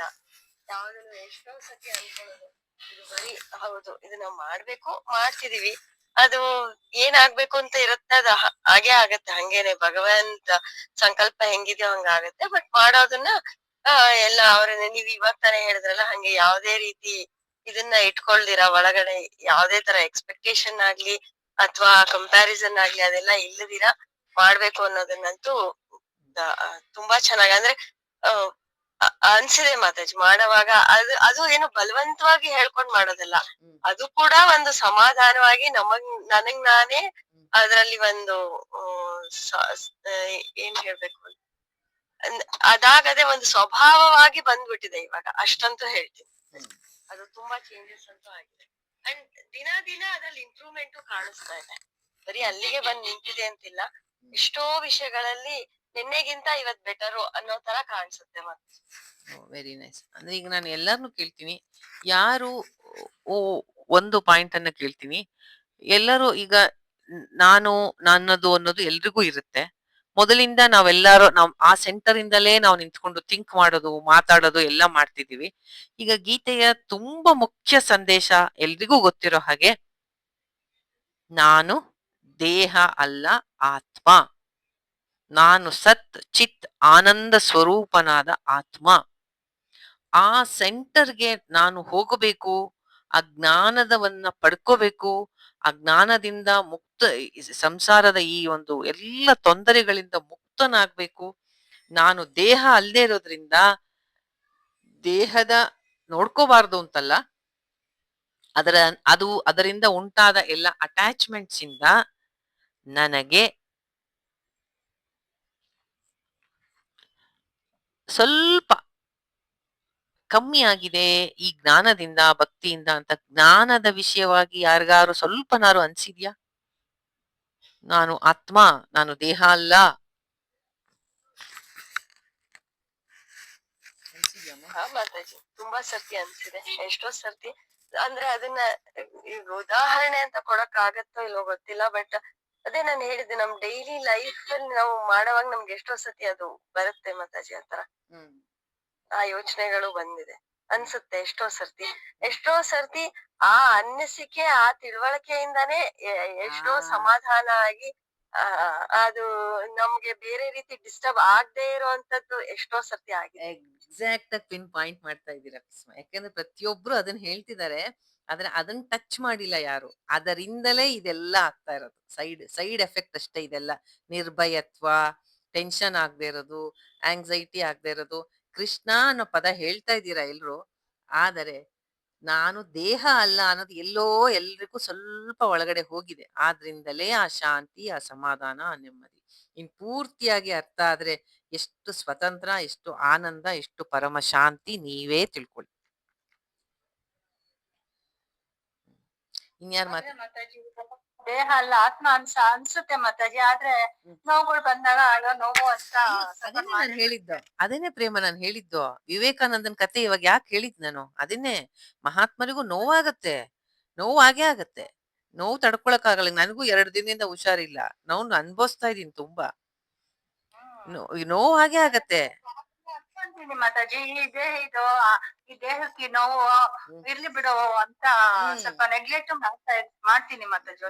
ಸರಿ, ಎಷ್ಟೋ ಬಿಡು ಅಂತ ಆಗತ್ತೆ. ದೇಹಕ್ಕೆ ಹಂಗಾದಂಗೆ ಮನಸ್ಸುನು ನೋಡ್ತೀವಿ. ಈ ದೇಹಕ್ಕೆ ಹಿಂಗ್ ನೋವಾಗ್ತಾ ಇದೆಯಾ, ಆಗ್ಲಿ ಬಿಡು. ಈ ಮನಸ್ಸಿಗೆ ದುಃಖ ಆಗ್ತಾ ಇದೆಯಾ, ಟೆನ್ಷನ್ ಆಗ್ತಾ ಇದೆಯಾ, ಆಗ್ಲಿ ಬಿಡು. ಅದ್ ನೀನಲ್ವಲ್ಲ. ನಾನೇನ್ ಅನ್ಕೊಂಡ್ಬಿಟ್ಟಿದ್ದೆ, ವಿವೇಕಾನಂದ ಅಳಲ್ಲ, ಯಾಕೆಂದ್ರೆ ಮಹಾ ಹುಡುಗಿನ ತರ ಮಾತಾಡ್ತಾ ಇದ್ರು. ಜಾಗೃತ ಅಂತ, ಉತ್ತಿಷ್ಠತ, ಜಾಗೃತ ಅಂತ ಮಾತಾಡ್ತಾ ಇರೋ ವಿವೇಕಾನಂದ ಅಳಲ್ಲ ಅನ್ಕೊಂಡಿದ್ದೆ. ಮೊನ್ನೆ ನಾನು ನೋವು ತಡಿಲಾರ್ದೆ ಅಳ್ತಾ ಇದ್ರಂತೆ ಅವ್ರು. ಓ, ನೋವು ಆಗತ್ತೆ, ಆದ್ರೆ ಈ ನೋವು ಆಗ್ತಾ ಇರೋ ದೇಹ ಬಾಧೆ ತಡ್ಕೊಳಕ್ ಆಗಲ್ಲ ಅಂತ ಅಳ್ತಿದ್ದಾರೆ ಅಷ್ಟೇ ಹೊರತು, ಈ ದೇಹ ನಾನು ಅಲ್ಲ ಅನ್ನೋದು ಅವ್ರಿಗೆ ಸ್ಪಷ್ಟವಾಗಿದೆ ಅನ್ನೋದು ನಂಗೆ ಅವಾಗ ರಮಣ ಮಹರ್ಷಿಗಳು ಹೇಳ್ತಿದ್ರಂತೆ. ಒಂದು 10 ಹಸುವಿನ ಕೊಂಬಿಂದ ಚುಚ್ಚದಂಗೆ ನೋವಾಗತ್ ನನಗೆ. ಕ್ಯಾನ್ಸರ್ ಇತ್ತು ಅವ್ರಿಗೆ. ನೋವಾಗತ್ತೆ, ಆಗಲ್ಲ ಅಂತಲ್ಲ, ಸಫರ್ ಆಗ್ತೀವಿ. ನಾನು ಈಗ 2-3 ದಿನದಿಂದ ಒಂದೇ ಅನ್ಭವಿಸ್ತಾ ಇದ್ದೀನಿ, ತಲೆ ಸುತ್ತು. ಅದೇನು ಅಂತ ಗೊತ್ತಾಗ್ತಾ ಇಲ್ಲ. ಆದ್ರೆ ಅದಾಗ್ಲಿ, ಅದು ದೇಹಕ್ಕೆ ಆಗತ್ತೆ, ಮನಸ್ಸು ಅದಕ್ಕೆ ಗಾಬರಿ ಆಗತ್ತೆ. ಇದು ಸಹಜ. ದೇಹ ತನ್ನ ಪ್ರಾರಬ್ಧಕ್ಕೆ ಇದಾಗೋಂಗೆ ಕಾಯಿಲೆಗಳು, ಆರೋಗ್ಯ, ಎಂಜಾಯ್ ಮಾಡೋದು ಎಲ್ಲ ದೇಹಕ್ಕೆ. ಅದನ್ನ ನೋಡಿ ಮನಸ್ಸು ಅಥವಾ ಸಂತೋಷ ಪಡತ್ತೆ, ಇಲ್ಲ ದುಃಖ ಪಡ್ತಾ ಇರತ್ತೆ. ಅದಾದ್ರೂ ಪ್ರಾರಬ್ಧ ಅದೆರಡು ಕೆಲಸ ಮಾಡ್ತಾ ಇದೆ. ಆದ್ರೆ ಅದೆರಡು ನಾನಲ್ಲ. ನಾನು ಸಾಕ್ಷಿ ಭಾವದಿಂದ ನೋಡ್ತಾ ಇದ್ದೀನಿ. ಅದು ಅರಿವಿಲ್ಲ ಅಷ್ಟೇ ನನಗೆ. ಅದು ನಾನು ಅಂತ ನಾವು ಅನ್ಕೊಳ್ಳೋದಕ್ಕೆ ನಮ್ಗೆ ಟೆನ್ಷನ್ ಆಗುತ್ತೆ. ಸೊ ಇದು ನಿಮ್ಗೆ ಸಾವಿನ ಭಯವನ್ನ ಕಮ್ಮಿ ಮಾಡ್ಬೇಕು, ದುಃಖವನ್ನ ಕಮ್ಮಿ ಮಾಡ್ಬೇಕು. ಗೀತೆಯ ಜ್ಞಾನ ಇದು ಆಗ್ಬೇಕು ಎಲ್ಲರ ಲೈಫಲ್ಲಿ. ಐ ಹೋಪ್ ಆಗಿದೆ ಅಂತ ಅನ್ಕೊಂಡಿದೀನಿ. ಇನ್ಯಾರು ಮಾತಾಡ್ತೀರಮ್ಮ? ಸವಿತಾ ಮಾತಾಡ್ತೀಯಮ್ಮ?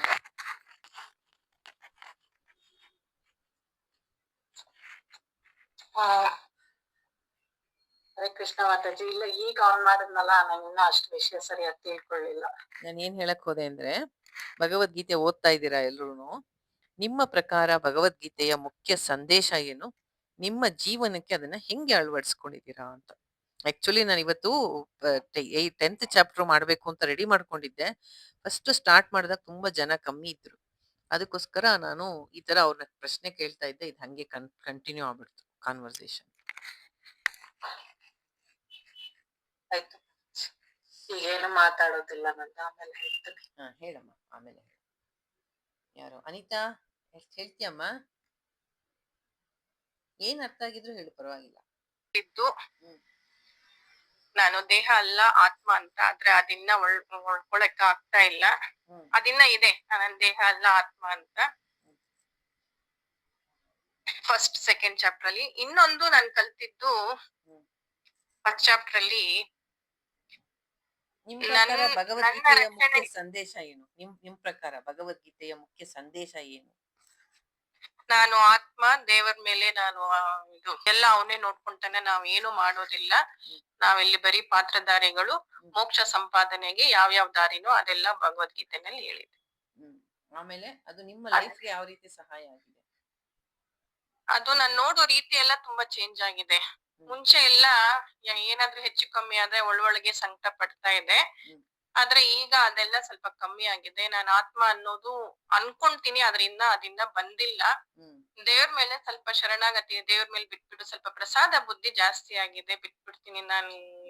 ಇದ್ ಮಾಡ್ಕೊಂಡು ಎಕ್ಸಾಂಪಲ್ ನನ್ ಮಗಂದ ಸೀಟ್ಗೋಸ್ಕರನೇ ತುಂಬಾನೇ ನಾವು 1 ವರ್ಷದಿಂದ ಹಾಕಿದ್ವಿ. ದೇವ್ರನ್ನೇ ನೆನ್ಸ್ಕೊಂಡು ನಾನೇನ್ ಎಫರ್ಟ್ ಹಾಕ್ಬೇಕು ನಮ್ಮ ಮನೇಲೆಲ್ಲ ಹಾಕ್ತಾ ಇದ್ರು. ಕೃಷ್ಣ ನೀನೇ ನೋಡ್ಕೊ ಅಂತ ಬಿಟ್ಬಿಡ್ತಾರೆ. ಅದ್ ಅಟ್ಯಾಚ್ಮೆಂಟ್ ಇರತ್ತೆ, ಏನಾಗತ್ತೋ ಹೆಂಗಾಗತ್ತೋ ಅಂತ. ಅಂದ್ರೂನು ಅದೊಂದ್ ರೀತಿ ನನ್ಗೆ ಸ್ವಲ್ಪ ಸಹಾಯ ಆಯ್ತು. ಸ್ವಲ್ಪ ಕರ್ಮಯೋಗದಲ್ಲಿ ನಾನು ಮಾಡ್ಬೇಕಾದ್ರೆ ಯಾರು ಏನು ಮಾಡಿಲ್ಲ ಅಂದ್ರೆ ಸ್ವಲ್ಪ ಮಾಡ್ತೀನಿ. ಆದ್ರೂ ನನ್ಗೆ ದೈಹಿಕವಾಗಿ ಅಷ್ಟು ಆಗದೆ ಇದ್ರುನು ಮಾಡಕ್ ಆಗ್ತಾ ಇಲ್ಲ. ಕೃಷ್ಣ ನೀನೇ ದಾರಿ ತೋರ್ಸು ಅಂತ ಹೇಳ್ಕೊಂಡು ಮನೆಯವರೆಲ್ಲ ಹೆಲ್ಪ್ ತಗೊಂಡು ನಾನ್ ಮಾಡ್ತಾ ಇದ್ದೀನಿ. ಅಂದ್ರೂ ನನ್ಗೆ ಇಂಡಿಪೆಂಡೆಂಟ್ ಆಗಿ ಆಗುವಷ್ಟು ದೈಹಿಕ ಶಕ್ತಿ ಇಲ್ಲ. ಎಲ್ಲ ನಾನೇ ಮಾಡ್ತೀನಿ ಅಷ್ಟು. ಸೊ ಅವಾಗೆಲ್ಲ ಕೃಷ್ಣ ನನ್ಗೆ ಯಾರನ್ನಾದ್ರೂ ಹೆಲ್ಪ್ ಕಳ್ಸು ಅಂತ ಆತರ ಹೇಳ್ಕೊಂಡು ಹೆಂಗೋ ಮಾಡ್ಕೊಂಡು ಹೋಗ್ತಾ ಇದ್ದೀನಿ. ಈಗ ಅವ್ರ ಲಲಿತನ್ ಆದ್ಮೇಲೆ ನಿಮ್ಗೆಲ್ಲ ಹೇಳ್ತೀನಿ ಒಂದು ಇಂಪಾರ್ಟೆಂಟ್ ಸ್ಟೆಪ್. ಮೊದಲನೇ ಹೆಜ್ಜೆಯಾಗಿ ನಾವು ಜ್ಞಾನವನ್ನ ನೋಡ್ಬೇಕು, ಜ್ಞಾನ ದೃಷ್ಟಿಯಿಂದ ನೋಡ್ಬೇಕು. ಗೀತೆಯ ಮುಖ್ಯ ಸಂದೇಶ ಅಹಂ ಬ್ರಹ್ಮ ಅಸ್ಮಿ ಅಥವಾ ತತ್ವಮಸಿ. ಆ ಮಟ್ಟದಲ್ಲಿ ನಮಗೆ ನಿಲ್ಲಕ್ಕೆ ಆಗ್ತಾ ಇಲ್ಲ. ಈಗ ಎಲ್ಲರೂ ಹೇಳಿದ್ರಿ ಅದನ್ನು, ಆ ಜ್ಞಾನದ ಮಟ್ಟದಲ್ಲಿ ನಾನು ಆತ್ಮ ಅನ್ಕೊಂಡ್ರು ನಮಗೆ ಆ ಮಟ್ಟದಲ್ಲಿ ನಿಲ್ಲಕ್ ಆಗ್ತಾ ಇಲ್ಲ. ಅದಕ್ಕೆ ಶಂಕರಾಚಾರ್ಯರಾಗಬೇಕು, ರಮಣ ಮಹರ್ಷಿಗಳಾಗಬೇಕು, ಚಿನ್ಮಯಾನಂದ ಆಗ್ಬೇಕು. ಆಯ್ತು, ವಿವೇಕಾನಂದ, ರಾಮಕೃಷ್ಣ ಪರಮಹಂಸರು ಅದೆಲ್ಲ ಮುಟ್ಟಿದಂತಹ ಮಹಾನ್ ಮಹಾನ್ ಮಹಾನ್ ಚೇತನಗಳು. ಆ ಮಟ್ಟಕ್ಕೆ ನನಗೆ ನಿಲ್ಲಕ್ಕೆ ಆಗ್ತಾ ಇಲ್ಲ. ಗೀತೆಯ 12ನೇ ಅಧ್ಯಾಯ ಭಕ್ತಿ ಯೋಗ ಅಂತ ಓದ್ತೀವಿ. ಅದ್ರಲ್ಲಿ ಏನ್ ಹೇಳ್ತಾನೆ ಕೃಷ್ಣ? 5 ಮಟ್ಟದ ಲೆವೆಲ್ ಅಲ್ಲಿ ನಮ್ಮ ಸಾಧನೆಯನ್ನ ಹೇಳ್ತಾನೆ. ಮೊದಲನೇದು ಅದು ಸಂಪೂರ್ಣವಾಗಿ ನಾನು ದೇಹವಲ್ಲ ಆತ್ಮ ಅಂತ ಹೇಳಿ ಆ ಒಂದು ಸೆಂಟರ್ ಇಂದ ಆಪರೇಟ್ ಮಾಡೋದು. ನಮಗ ಆ ಯೋಗ್ಯತೆ ಇಲ್ಲ, ಬಿಟ್ಬಿಡೋಣ ಅದನ್ನು. ಮತ್ತೆ ಒಂದು ಸ್ಟೆಪ್ ಕೆಳಗಿಳಿ ಹೇಳ್ತಾನಲ್ಲ ಭಕ್ತಿ ಯೋಗದಲ್ಲಿ. ನೆಕ್ಸ್ಟ್ ಸ್ಟೆಪ್ ಏನು? ಅಭ್ಯಾಸ ಯೋಗೇನ, ಪ್ರಾಕ್ಟೀಸ್, ಭಕ್ತಿ, ಶರಣಾಗತಿ. ಶರಣಾಗತಿ ಅಂದ್ರೆ ಓಡೋಗಿ ದೇವಸ್ಥಾನದಲ್ಲಿ ಕೃಷ್ಣನ್ ಕೈ ಕಾಲು ಮುಗಿದು ಬರೋದು ಅಂತ ಅರ್ಥ ಅಲ್ಲ. ಈ ಜಗತ್ತು ಒಂದು ಸೂಪರ್ ಪವರ್ ಇಂದ, ಒಂದು ಯೂನಿವರ್ಸಲ್ ಇಂಟೆಲಿಜೆನ್ಸ್ ಇಂದ ನಡೀತಾ ಇದೆ. ನನ್ನ ಇಚ್ಛೆಯಂತೆ ಜಗತ್ತು ನಡೆಯೋದಿಲ್ಲ. ಏನು ಓದ್ತೀವಿ ಲಲಿತಾ ಸಹಸ್ರನಾಮದಲ್ಲಿ? ಇಚ್ಛಾ ಶಕ್ತಿ, ಜ್ಞಾನ ಶಕ್ತಿ, ಕ್ರಿಯಾಶಕ್ತಿ. ಎಲ್ಲ ಶಕ್ತಿಗಳು ಆ ಜಗನ್ಮಾತೆ ಅಥವಾ ಜಗದೊಡೆಯನಾದ ಕೃಷ್ಣನದು. ಅವನ ಸಂಕಲ್ಪನದಂತೆ ಜಗನ್ ನಡೆಯುತ್ತೆ. ರಮಣ ಮಹರ್ಷಿಗಳು ಒಂದು ಒಳ್ಳೆ ಇನ್ಸಿಡೆಂಟ್ ಹೇಳ್ತಿದ್ರು ಇದಕ್ಕೆ. ಒಂದು ಆನೆ ಇದೆ. ಆನೆ ನದಿ ತೀರದಿಂದ, ರಮಣಾಶ್ರಮ ಅಂತಾನೆ ಇಟ್ಕೊಳ್ಳಿ, ರಮಣಾಶ್ರಮ ಅಥವಾ ಈಗ ನಾವು ಊರಿಗೆ ಹೋಗ್ತಾ ಇದ್ದೀವಿ. ಆನೆ ಮಂಗಳೂರಿಂದ ಉಡುಪಿಗೆ ಹೊರಟಿದೆ. ಆನೆಯ ಮೇಲೆ ಒಂದು ಪುಟ್ಟ ಇರುವೆ ಕೂತಿದೆ. ಇರುವೆ ಆನೆ ಮೇಲೆ ಕುತ್ಕೊಂಡು ಅದ್ ಅನ್ಕೋತಾ ಇದೆ, ನಾನು ಉಡುಪಿಯಿಂದ ಮಂಗಳೂರಿಗೆ ಹೋಗ್ತಾ ಇದ್ದೀನಿ ಅಂತ. ಇರುವೆಯ ಸಂಕಲ್ಪ ನಾನು ಉಡುಪಿಯಿಂದ ಮಂಗಳೂರಿಗೆ ಹೋಗ್ಬೇಕು ಅಂತ. ಅದೇನ್ ಮಾಡಿದೆ, ಮೂವ್ ಆಗ್ತಾ ಇರೋ ಆನೆ ಮೇಲೆ ಹತ್ತಿ ಕೂತಿದೆ. ಆನೆ ಹೋಗ್ತಾ ಇರೋ ಡೈರೆಕ್ಷನ್ ಕಂಪ್ಲೀಟ್ ರಿವರ್ಸ್. ಮೂವ್ ಆಗ್ತಾ ಇರೋದ್ರಿಂದ ಇದು ಅನ್ಕೋತಾ ಇದೆ ಇರುವೆ, ನಾನು ಮಂಗಳೂರು ತಲುಪ್ತೀನಿ ಅಂತ. ತಲುಪಿದ್ದೆಲ್ಲಿಗೆ? ಆನೆ ಹೋಗೋ ದಾರಿಯನ್ನೇ ತಾನೆ. ಹಂಗೆ ನಾವು ಈ ಇಚ್ಛೆ ಜಗತ್ತು ನಡೀತಾ ಇರೋದು ಕೃಷ್ಣನ ಇಚ್ಛೆಯಿಂದ. ನಾವು ಅದರಲ್ಲಿ ಒಂದು ಸಣ್ಣ ಇರುವೆ, ಅದಕ್ಕಿಂತ ಇನ್ನೂ ಕಡೆ. ನನ್ನ ಇಚ್ಛೆಯಂತೆ ಜಗತ್ತು ನಡೀಲಿ ಅಂತ ನಾವು ಆಸೆ ಪಡ್ತೀವಿ. ಎಲ್ರು ನಾನ್ ಹೇಳ್ದಂಗೆ ಕೇಳಲಿ, ಮನೇಲಿ ಎಲ್ರು ನಂಗೆ ತುಂಬಾ ಲವ್ವಿಂಗ್ ಕೇರಿಂಗ್ ಆಗಿರ್ಲಿ. ಆಗಲ್ವೇ? ನಿನ್ ಕೈಲೇನ್ ಮ್ಯಾಜಿಕ್ ಸ್ಟಿಕ್ ಇದೆಯಾ ಎಲ್ಲವನ್ನ ಹಿಂಗಿಂಗ್ ಅನ್ಬಿಟ್ಟು ಚೇಂಜ್ ಮಾಡಕ್ಕೆ? ನಿನ್ನ ಪ್ರಾರಬ್ಧಾನುಸಾರವಾಗಿ ನಿನಗೆಲ್ಲ ಸಿಗೋದು. ನೀನ್ ಏನೇ ಮಾಡು.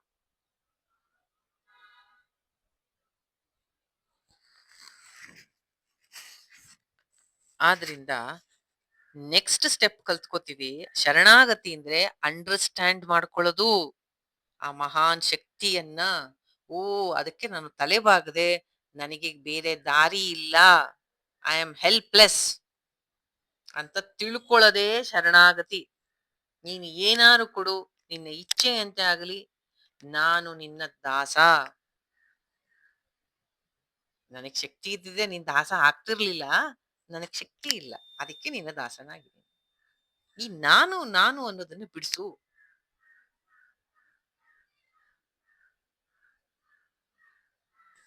ಅಂತ ಶರಣಾಗತಿಯ ಜ್ಞಾನ ಮಟ್ಟದಲ್ಲಿ ನಿಲ್ಲಕ್ ಶಕ್ತಿ ಇಲ್ಲ, ಅದಕ್ಕೆ ಕೆಳಗಿಳಿತಿದ್ವಿ ಒಂದ್ ಸ್ಟೆಪ್ ಭಕ್ತಿಗೆ. ಅದು ಮಾಡಕ್ ಯೋಗ್ಯತೆ ಇಲ್ಲ ರೀ ನನಗೆ, ಅದು ಯೋಗ್ಯತೆ ಇಲ್ಲ ನನ್ನ ಮನ್ಸಲ್ಲಿ, ಅದು ಅದು ಆ ಶುದ್ಧತೆನೂ ಇಲ್ಲ. ಏನ್ ಮಾಡ್ಬೇಕು? ಕರ್ಮಯೋಗ. ನೆಕ್ಸ್ಟ್ ಹೇಳಿದ್ರಲ್ಲ ಈಗ ನೀವುಗಳೇ, ಕರ್ಮಯೋಗ. ನಾಹಂ ಕರ್ತ ಹರಿಂ ಕರ್ತ ಹೇಳದ್ನಲ್ಲ. ಈ ದೇಹ, ಮನಸ್ಸು, ಬುದ್ಧಿಯನ್ನ ಉಪಯೋಗಿಸಿಕೊಂಡು ಆ ಭಗವಂತ ಕೊಟ್ಟಂತಹ ಕೆಪಾಸಿಟಿ, ಟ್ಯಾಲೆಂಟು ಏನು ನನ್ನದು ಅಂತ ಇದೆ, ಅದನ್ನ 4 ಜನರ ಒಳ್ಳೆಯದಕ್ಕಾಗಿ ಉಪಯೋಗಿಸ್ತೀನಿ. ನಾನು ನನ್ನದು ಅನ್ನೋದನ್ನ ಸ್ವಲ್ಪ ಪಕ್ಕಕ್ಕಿಡ್ತೀನಿ. ದಯವಿಟ್ಟು ಮಾಡಿ ಇದನ್ನ, ದಯವಿಟ್ಟು ಮಾಡಿ ಇದನ್ನ. 4 ಲೈನ್ ಚೆನ್ನಾಗಿ ಜ್ಞಾಪಕ ಇಟ್ಕೊಳ್ಳಿ. ನಮ್ ಸ್ವಾಮೀಜಿ ಹೇಳೋದು, I am nothing, I know nothing, I can do nothing, I have nothing. ಏನು? ಒಟ್ಟಲ್ಲಿ ನಾನ್ nothing, Krishna is everything. Ramakrishna ಪರಮಹಂಸರು ಹೇಳ್ತಿದ್ರು, ನಾ ನಾ ಅಹಂ ನಾ ಅಹಂ ತ್ವಂ ತ್ವಂ ಅಂತಿದ್ರು. ನಾನು ಅನ್ನೋದಿಲ್ಲ, ನೀನೇ ಎಲ್ಲ. ನಿನ್ನ ಒಂದು ಶಕ್ತಿಯಿಂದ ಈ ದೇಹ, ಮನಸ್ಸು, ಬುದ್ಧಿ ತನ್ನ ಕೆಲಸವನ್ನ ಮಾಡ್ತಾ ಇದೆ, ತನ್ನ ಪ್ರಾರಬ್ಧಕ್ಕನುಸಾರವಾಗಿ. ಇದನ್ನ ಉಪಯೋಗಿಸಿಕೊಂಡು ನೀನು ಕೊಟ್ಟಂತಹ ಏನೇನು ಟ್ಯಾಲೆಂಟ್ಸ್ ಇದೆ, ಎಬಿಲಿಟೀಸ್ ಇದೆ, ಕೆಪಾಸಿಟಿ ಇದೆ, ಅದನ್ನ ನಿನ್ನ ಸೇವೆಗೆ ಉಪಯೋಗಿಸ್ತೀನಿ. ಕೆರೆಯ ನೀರನ್ನು ಕೆರೆಗೆ ಚೆಲ್ಲಿ. ಇದು ಕೃತಕೃತ್ಯತೆ. ಈಗ ಕುಸುಮ ಹೇಳಿದ ಪದ ಕೊನೆಗೆ ಅದೇ ಪದ, ಅದು ಧನ್ಯತೆ, ಕೃತಕೃತ್ಯತೆ. ಓದ್ತಿರಲ್ಲ 15ನೇ ಅಧ್ಯಾಯದಲ್ಲಿ, ಕೃತಕೃತ್ಯಶ್ಚ, ಅದು ಆಗ್ಬೇಕಾಗಿದೆ. ಮೊದಲು ಕರ್ಮಯೋಗವನ್ನ ಸರಿಯಾಗಿ ಪ್ರಾಕ್ಟೀಸ್ ಮಾಡಿ. ಭಕ್ತಿ ಆಗ್ಲಿಲ್ಲ, ಅದಕ್ಕೆ ಕರ್ಮಕ್ಕಿಳಿದೆ. ಇಲ್ಲ ಮಾತಾಜಿ, ನಾನು ಅದು ಮಾಡಕ್ ಯೋಗ್ಯನಲ್ಲ, ನನ್ನ ಕೈಲಿ ಅದೂ ಆಗಲ್ಲ. ಅದೂ ಆಗಲ್ವಾ? ಕೃಷ್ಣ ಅದಕ್ಕೂ ಇಷ್ಟು ಕರುಣೆಯಿಂದ ಹೇಳ್ತಾನೆ, ಅದು ನಿನ್ ಕೈಲಿ ಆಗಲ್ವಾ ಮಾಡಕ್ಕೆ? ನನಗಾಗಿ ಕೆಲಸ ಮಾಡು, ನನಗಾಗಿ ಕೆಲಸ ಮಾಡು, ನನಗೆ ಸಂಬಂಧಪಟ್ಟ ಆಕ್ಟಿವಿಟೀಸ್ ಅಲ್ಲಿ ಕೆಲಸ ಮಾಡು. ನಾನು ಇದು ಯಾವುದು ನಾನು ಹುಟ್ಟಾಕ್ಬಿಟ್ಟು ಹೇಳ್ತಾ ಇಲ್ಲ, ತೆಗೆದು ನೋಡಿ ಗೀತೆಯನ್ನ. ನನಗಾಗಿ ಕೆಲಸ ಮಾಡು. ಇಲ್ಲ ನನ್ಗೆ ಅದು ಮಾಡಕ್ಕಾಗಲ್ಲ, ನನಗೆ ತರ ಏನೋ ಫಿಸಿಕಲ್ ಎಬಿಲಿಟೀಸ್ ಏನೋ ತೊಂದರೆ ಇದೆ, ನಂಗೆ ಏನೋ ಫೈನಾನ್ಷಿಯಲ್ ತೊಂದರೆ ಇದೆ, ನಂಗೆ ಅದು ಮಾಡಕ್ಕಾಗಲ್ಲ, ಅಥವಾ ಫ್ಯಾಮಿಲಿ ಸಪೋರ್ಟ್ ಇಲ್ಲ. ಓಕೆ ಬಿಡು, ನೀನ್ ಎಲ್ಲಿದೆಯೋ, ನಿನ್ ಮನೇಲಿ ಎಲ್ಲಿದೆಯೋ, ನೀನ್ ಏನ್ ಕೆಲಸ ಮಾಡ್ತೀಯೋ ಅದನ್ನೇ ಕೃಷ್ಣ ಅರ್ಪಣ ಅನ್ನು. ಅದಂತೂ ಮಾಡ್ಬೋದಲ್ಲ. ಅದು 5ನೇ ಮಟ್ಟದ್ದು, ಕೆಳಗಡೆದು. ಎಲ್ಲಿದೆಯೋ, ಏನೇನ್ ಕೆಲಸ ಮಾಡ್ತೀಯೋ ಮನೇಲಿ, ಅದು ಮಾಡಿ ಮನಸ್ಸಿಂದ ಕೃಷ್ಣಾರ್ಪಣ ಅನ್ಬೋದಲ್ಲ. ಅದು ಮೊದಲನೇ ಹೆಜ್ಜೆ. ಈ ಜನ್ಮದಲ್ಲಿ ಇಷ್ಟೇ ಕೃಷ್ಣ ಅಂತ, ಮುಂದಿನ ಜನ್ಮದಲ್ಲಿ ಅವನೇ ದಾರಿ ತೋರಿಸ್ತಾನೆ, ಅವನ ಸೇವೆ ಮಾಡಕ್ ಅನುಕೂಲ ಮಾಡ್ಕೊಡ್ತಾನೆ. ಯಾರು ಸೇವೆ ಮಾಡ್ತಾರೆ, ಭಕ್ತರಾಗ್ತಾರೆ, ಅವರಿಗೆ ಕರ್ಮಯೋಗಿ, ಕರ್ಮ ಭಕ್ತಿ ಒಂದೇ ಸ್ವಲ್ಪ, ಅಂತವರು ಜ್ಞಾನಕ್ಕೆ ಫಿಟ್ ಆಗ್ತಾರೆ. ಯಾಕೆ ಇಷ್ಟು ಪ್ರಾಮುಖ್ಯತೆ?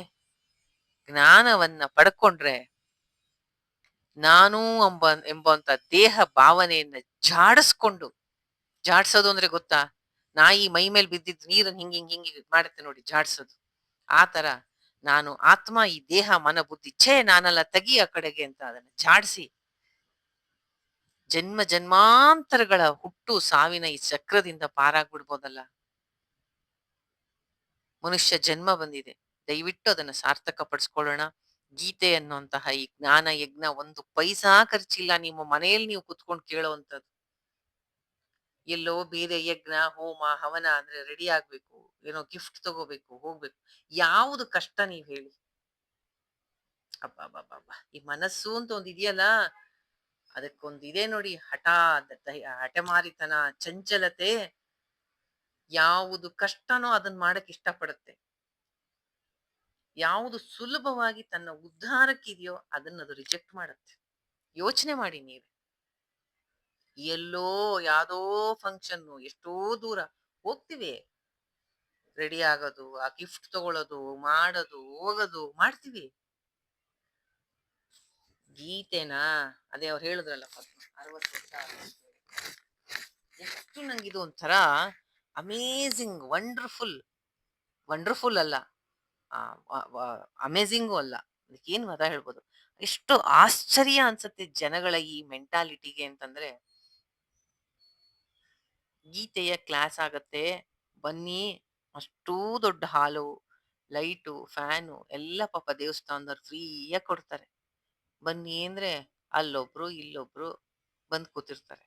ಅದ್ ಯಾವ್ದೋ ಸಿನಿಮಾ ರಿಲೀಸ್ ಅಂದ್ರೆ ಆ ಹೀರೋ ಬರ್ತಾನೆ ಅಂದ್ರೆ ಏನಾರು ನಿಮಗೊಂದು ಪೈಸಾ ಪ್ರಯೋಜನ ಇದೆಯಾ ಅದ್ರಿಂದ? ಅಲ್ಲಿ ಹೋಗಿ ಆ ನುಗ್ಲಲ್ಲಿ ಅದ್ ನೋಡಕ್ ಹೋಗ್ತಾರೆ. ಎಷ್ಟೋ ಸತಿ ಸ್ಟ್ಯಾಂಪೀಡ್ ಆಗಿ ಸಾಯ್ತಾರೆ. ಅದೇ ಗೀತೆ ಕಲ್ತ್ಕೊಂಡ್ರೆ ಒಂದು ಪೈಸಾ ಖರ್ಚಿಲ್ಲ, ನಿನ್ನ ಉದ್ಧಾರಕ್ಕಿರೋದಿದು. ಆದ್ರೆ ನಿನಗ್ ಬೇಡ. ಈ ಜ್ಞಾನಕ್ಕೆ ತೋರಿಸುವಂತಹ ಈ ರೆಸಿಸ್ಟೆನ್ಸ್ ಇದೆಯಲ್ಲ, ಅಬ್ಬಬ್ಬಬ್ಬಬ್ಬ, ನನಗೆ ಬಹಳ ಆಶ್ಚರ್ಯ ಆಗುತ್ತೆ. ನಿನ್ನ ಉದ್ಧಾರ ಇದ್ರಲ್ಲಿದೆ. ನಾವು ಭಕ್ತಿ ಅಂದ್ರೆ ಏನ್ ಅನ್ಕೊಂಡ್ಬಿಟ್ಟಿದೀವಿ ಅಂದ್ರೆ, ಏನೋ ನೈವೇದ್ಯ ಮಾಡೋದು, ಕೃಷ್ಣನ್ ಮುಂದಿಟ್ಟು ಕೈ ಮುಗಿದು ನನಗ್ ಬೇಕಾದಂಗ್ ನಾನ್ ಮಾಡ್ತಾ ಇರೋದು, ನಾನು ಅಲ್ಲಿ ಇಲ್ಲಿ ಗಾಸಿಪ್ ಮಾಡ್ಕೊಂಡು ಓಡಾಡ್ತಾ ಇರೋದು, ಅಲ್ಲಿ ಇಲ್ಲಿ ಆ ಸಿನಿಮಾ ನೋಡ್ತಾ ಇರೋದು, ಟಿವಿ ನೋಡ್ತಾ ಇರೋದು, ಅಲ್ಲಿ ಹೋಗ್ತಾ ಇರೋದು, ಇಲ್ಲಿ ಹೋಗ್ತಾ ಇರೋದು. ನಾವ್ ಮಾಡದ್ನಲ್ಲ ಬೆಳಿಗ್ಗೆ ಪೂಜೆ. ಅಲ್ಲ, ಭಕ್ತಿ ಅಂದ್ರೆ ಏನ್ ಗೊತ್ತಾ? ಈ ತರ ವಿಷಯಗಳನ್ನ ಕೇಳೋಕ್ಕೆ ಆಸೆ ಪಡೋದು. ಒಂದೊಂದು ಪ್ರವಚನಗಳು, ಓ ಇವತ್ತು ಸ್ವಾಮೀಜಿ ಹೊಸ್ತು ಮಾತಾಡಿದ್ದಾರೆ, ಒಂದು ಜಾಮೂನ್ ತಿಂದಷ್ಟು ಆನಂದ ಪಡೋದು. ಮಚ್ಚಿತ್ತ ಮದ್ಗತಪ್ಪರ, ಮಚ್ಚಿತ್ತ ಮದ್ಗತ ಪ್ರಾಣ, ನನ್ನನ್ನ ತಮ್ಮ ಪ್ರಾಣ, ಇದನ್ನ ಭಕ್ತಿ ಅನ್ನೋದು.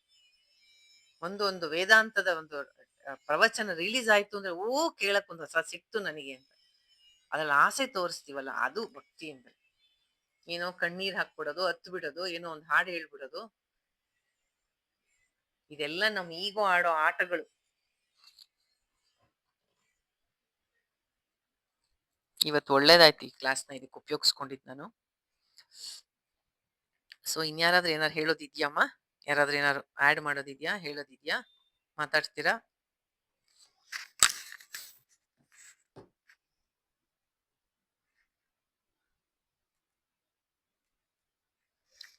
ನಾವು ಸಣ್ಣವರಿದ್ದಾಗ ಇವಾಗಿನ ಹಾಗೆ ಇದಿರ್ತಿರ್ಲಿಲ್ಲ. ಯಾವ್ದಾದ್ರು ಸಿನಿಮಾ ಎವ್ರಿ ಫ್ರೈಡೆ ನಮ್ಮನೆ ಹತ್ರ ಒಂದು ಪುಟ್ಟ ಟೆಂಟ್ ಇತ್ತು. ಅಲ್ಲಿ ಸಿನಿಮಾ ಅಂಟಿಸೋರು. ಸಿನಿಮಾ ನಾಳೆ ಶುಕ್ರವಾರ ಅಂದ್ರೆ ಬುಧವಾರ ರಾತ್ರಿ, ಗುರುವಾರ ನಾಳೆ ಈ ಸಿನಿಮಾ, ಈ ಆಟ ಈ ದಿನವೇ ನೋಡಿ ಅಂತ ಅಂಟಿಸಿರೋರು. ಎಲ್ರು ಓಡೋಗೋದು ಯಾವ ಸಿನಿಮಾ ಹಾಕಿದ್ದಾರೆ ಆ ಟೆಂಟ್ ಅಲ್ಲಿ ಅಂತ. ನನಗೆ ಎಕ್ಸಾಕ್ಟ್ ಆಗಿ ಅದೇ ತರ ನಾನು ಕೆಲವು ಸ್ವಾಮೀಜಿಗಳ್ದು ಇಟ್ಕೊಂಡಿದ್ದೀನಿ ಲೆಕ್ಚರು. ಆ ಚಾನೆಲ್ ಅಲ್ಲಿ ನೋಡ್ತಾ ಇರೋದು, ಸಬ್ಸ್ಕ್ರೈಬ್ ಮಾಡ್ಕೊಂಡ್ಬಿಟ್ಟಿದ್ರೆ ಅವ್ರದ್ದೊಂದು ಹೊಸ ವಿಡಿಯೋ ಬಂತು ಅಂದ್ರೆ ಯಾವ್ದ್ರ ಮೇಲೆ ಮಾತಾಡಿದ್ದಾರೆ ಆ ತರ ಅನಿಸ್ಬೇಕು. ಅವತ್ ಖುಷಿ ಆಗತ್ತೆ. ಓ ವೇದಾಂತ ಕಲಿಯಕ್ಕೆ, ಭಕ್ತಿಯನ್ನ ಮಾಡಕ್ಕೆ, ಅದನ್ನ ಭಕ್ತಿ ಅನ್ನೋದು. ಅದು ನಿಷ್ಕಾಮ ಭಕ್ತಿ, ಕೃಷ್ಣನ ಬಗ್ಗೆ ತಿಳ್ಕೋಬೇಕು ಅನ್ನೋ ಭಕ್ತಿ. ಏನ್ ಮಾತಾಡಿದ್ದಾರೆ ಮಹಾತ್ಮರು, ಏನ್ ಕೇಳಿಸ್ಕೊಳ್ಳೋಣ? ನೀವೀಗ ಈಗ ಓದ್ತೀವಲ್ವಾ ಇದು, ಮಚ್ಚಿತ್ತ ಮದ್ಗತ ಪ್ರಾಣ ಬೋಧಯಂತ ಪರಸ್ಪರಂ ಕಥೆಯಂತಶ್ಚ ಮಾಂ ನಿತ್ಯಂ ತುಷ್ಯಂತಿ ಚ ರಮಂತಿ ಚ. ಕಥೆ ಅಂದ್ರೆ ಕಥೆ ಅಲ್ಲ, ಭಾಗವತದ ಕಥೆನೂ ಹೌದು. ಆದ್ರೆ ಆ ಪರಮ ತತ್ವ ಯಾರು, ಶ್ರೀಕೃಷ್ಣ ಅಂದ್ರೆ ಯಾರು, ಆ ತತ್ವ ವಿಚಾರ ಸಹ ಅವನ ಕಥೆನೆ.